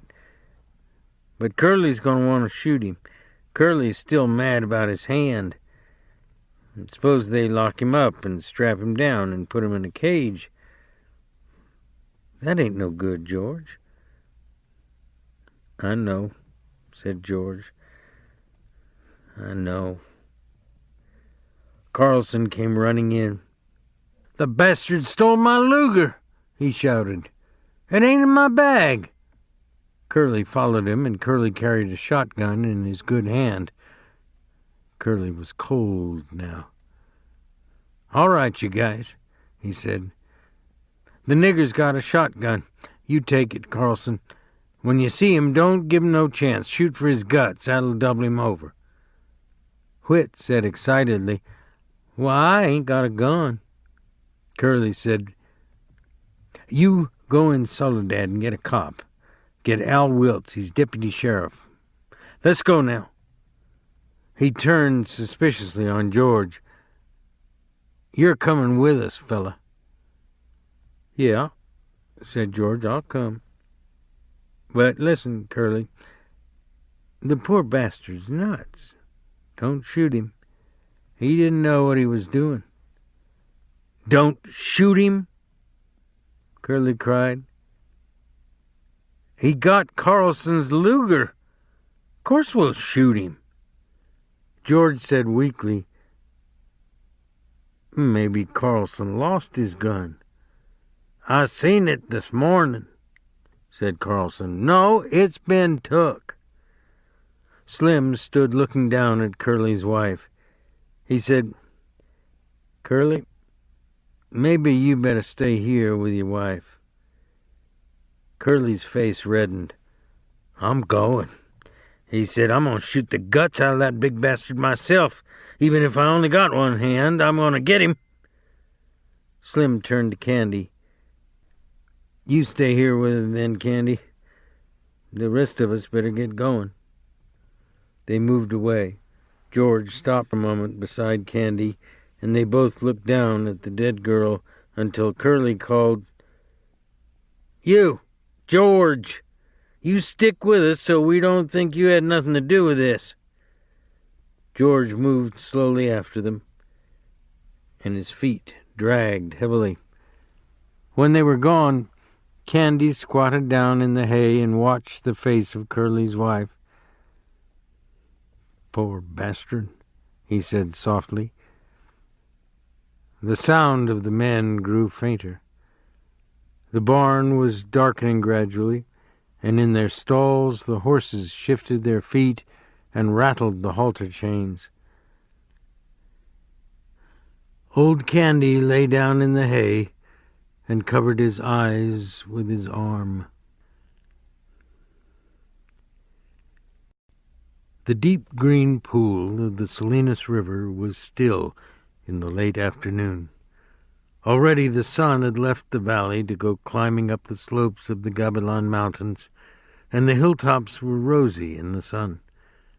But by the pool, among the mottled sycamores, a pleasant shade had fallen. A water snake glided smoothly up the pool, twisting its periscope head from side to side, and it swam the length of the pool and came to the legs of a motionless heron that stood in the shallows. A silent head and beak lanced down and plucked it out by the head, and the beak swallowed the little snake while its tail waved frantically. A far rush of wind sounded, and a gust drove through the tops of the trees like a wave. The sycamore leaves turned up their silver sides. The brown, dry leaves on the ground scudded a few feet, and row on row of tiny wind waves flowed up the pool's green surface. As quickly as it had come, the wind died, and the clearing was quiet again. The heron stood in the shallows, motionless and waiting. Another little water snake swam up the pool, turning its periscope head from side to side. Suddenly Lenny appeared out of the brush, and he came as silently as a creeping bear moves. The heron pounded the air with its wings, jacked itself clear of the water, and flew off downriver.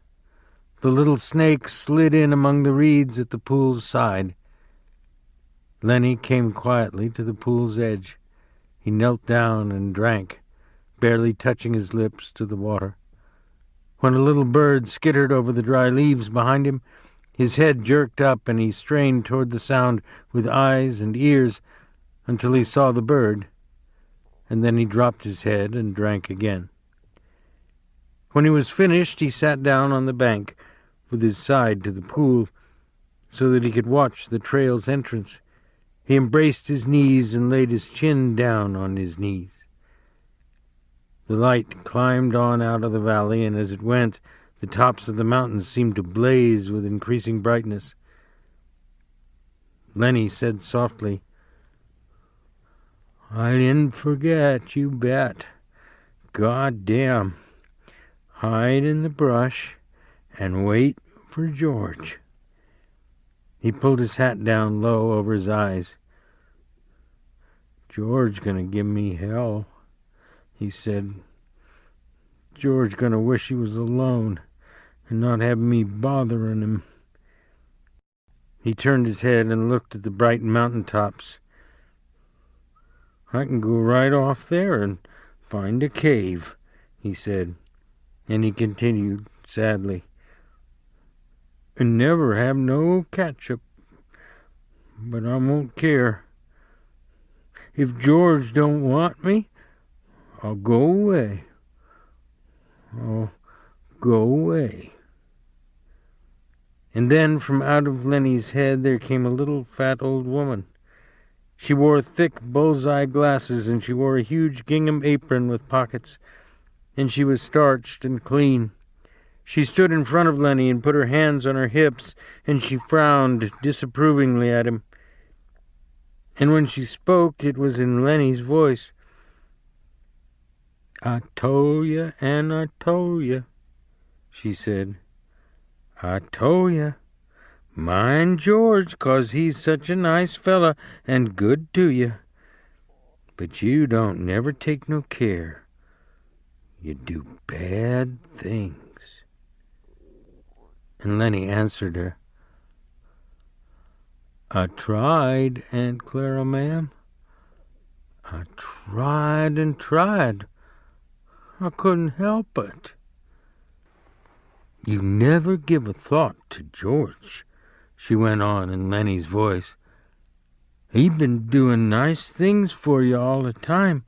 When he got a piece of pie, you always got half, or more'n half, and if there was any ketchup, why, he'd give it all to you."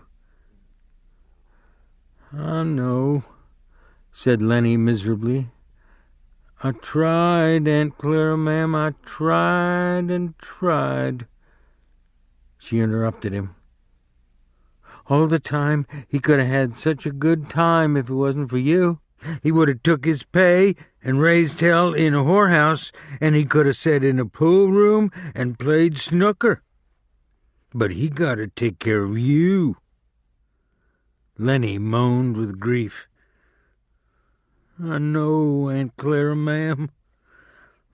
I'll go right off in the hills, and I'll find a cave, and I'll live there so I won't be no more trouble to George." "You just say that," she said sharply. "You're always saying that, and you know, son of a bitching well, you ain't never gonna do it. You'll just stick around and stew the bejesus out of George all the time." Then he said, I might just as well go away. George ain't going to let me tend no rabbits now." Aunt Clara was gone, and from out of Lenny's head there came a gigantic rabbit. It sat on its haunches in front of him, and it waggled its ears and crinkled its nose at him. And it spoke in Lenny's voice, too. "Tend rabbits," it said scornfully. "You crazy bastard.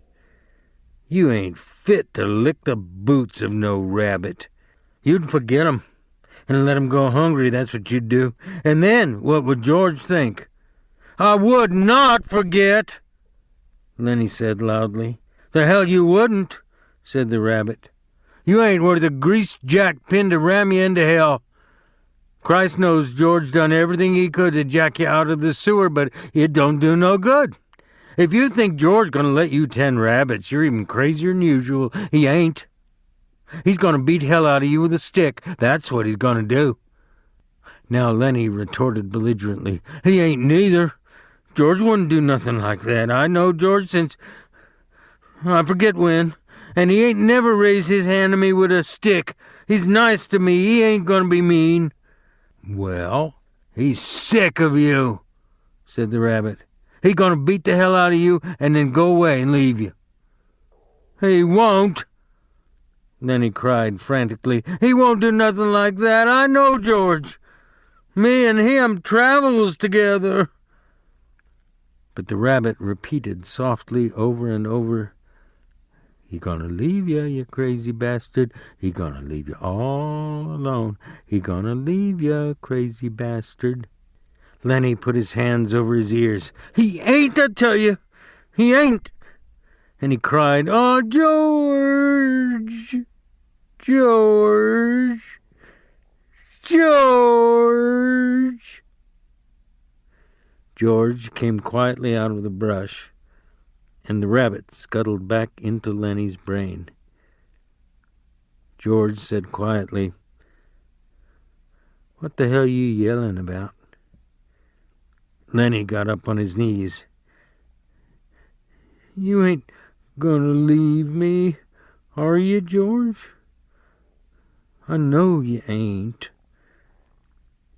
George came stiffly near and sat down beside him. No. I knowed it. Then he cried, "You ain't that kind." George was silent. Then he said, "George?" "Yeah?" "I done another bad thing." "It don't make no difference," George said, and he fell silent again. Only the topmost ridges were in the sun now. The shadow in the valley was blue and soft. From the distance came the sound of men shouting to one another. George turned his head and listened to the shouts. Lenny said, "George?" "Yeah?" "Ain't you gonna give me hell?" "Give you hell?" "Sure. Like you always done before. Like if I didn't have you, I'd take my $50. Jesus Christ, Lenny. You can't remember nothing that happens. But you remember every word I say. Well, ain't you gonna say it? George shook himself. He said woodenly, "If I was alone, I could live so easy." His voice was monotonous, had no emphasis. "I could get a job and not have no mess." He stopped. "Go on," said Lenny. "And when the end of the month come?" "And when the end of the month come, I could take my $50 and go to a cat house." He stopped again. Lenny looked eagerly at him. "Go on, George. Ain't you gonna give me no more hell?" "No," said George. "Well, I can go away," said Lenny. "I'll go right off in the hills and find a cave if you don't want me." George shook himself again.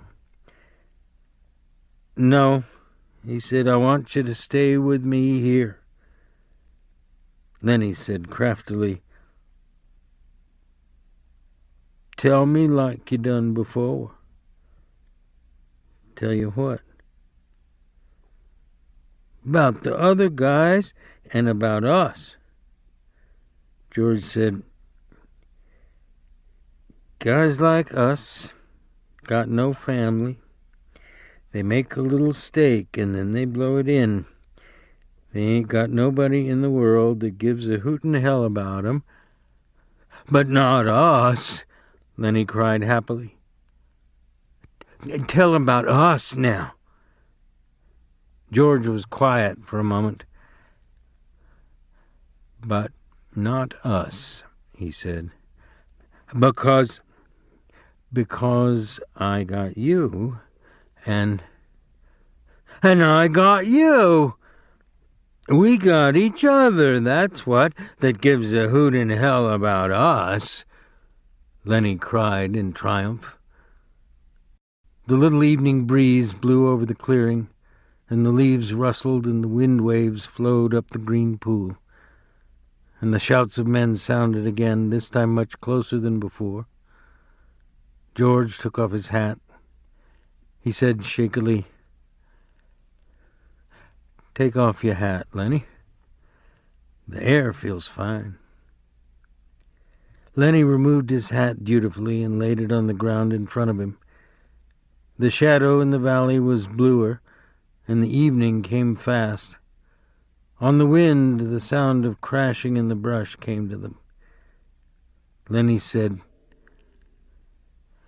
"Tell how it's gonna be." George had been listening to the distant sounds. For a moment he was businesslike. "Look across the river, Lenny, and I'll tell you so you can almost see it." Lenny turned his head and looked off across the pool and up the darkening slopes of the Gabilons. "We gonna get a little place," George began. He reached in his side pocket and brought out Carlson's Luger. He snapped off the safety, and the hand and gun lay on the ground behind Lenny's back. He looked at the back of Lenny's head, at the place where the spine and skull were joined. A man's voice called from up the river, and another man answered. "Go on," said Lenny. George raised the gun, and his hand shook, and he dropped his hand to the ground again. "Go on," said Lenny. "How's it gonna be? We gonna get a little place." "We'll have a cow," said George, "and we'll have maybe a pig and chickens. And down the flat, we'll have a little piece alfalfa." "For the rabbits," Lenny shouted. "For the rabbits," George repeated. "And I get to tend the rabbits." "And you get to tend the rabbits." Lenny giggled with happiness. "And live on the fat of the land." "Yes." Lenny turned his head. "No, Lenny. Look down there across the river, like you can almost see the place." Lenny obeyed him. George looked down at the gun. There were crashing footsteps in the brush now. George turned and looked toward them. "Go on, George. When we gonna do it?" "Gonna do it soon." "Me and you." "You and me. Everybody gonna be nice to you. Ain't gonna be no more trouble. Nobody gonna hurt nobody, nor steal from 'em." Lenny said, "I thought you was mad at me, George." "No," said George. "No, Lenny, I ain't mad. I never been mad, and I ain't now. That's the thing I want you to know." The voices came close now. George raised the gun and listened to the voices. Lenny begged, "Let's do it now. Let's get that place now." "Sure. Right now. I gotta. We gotta." And George raised the gun and steadied it, and he brought the muzzle of it close to the back of Lenny's head.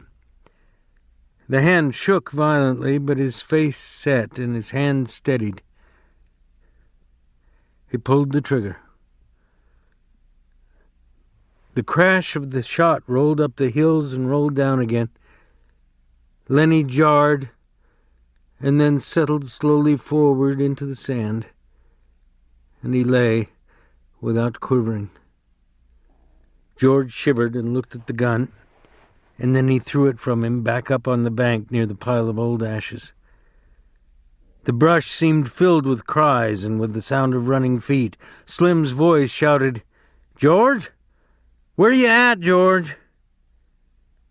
But George sat stiffly on the bank and looked at his right hand that had thrown the gun away. The group burst into the clearing, and Curly was ahead. He saw Lenny lying on the sand. "Got him, by God!" He went over and looked down at Lenny, and then he looked back at George. "Right in the back of the head," he said softly. Slim came directly to George and sat down beside him, sat very close to him. "Never you mind," said Slim. "A guy got to sometimes." But Carlson was standing over George. "How'd you do it?" he asked. "I just done it. George said tiredly. Did he have my gun? Yeah, he had your gun. And you got it away from him and you took it and you killed him? Yeah, that's how. George's voice was almost a whisper. He looked steadily at his right hand that had held the gun. Slim twitched George's elbow. Come on, George. Me and you will go in and get a drink. George let himself be helped to his feet. Yeah, a drink. Slim said, You had her, George. I swear you had her. Come on with me. He led George into the entrance of the trail and up toward the highway. Curly and Carlson looked after them. And Carlson said, Now what the hell you suppose is eating them two guys?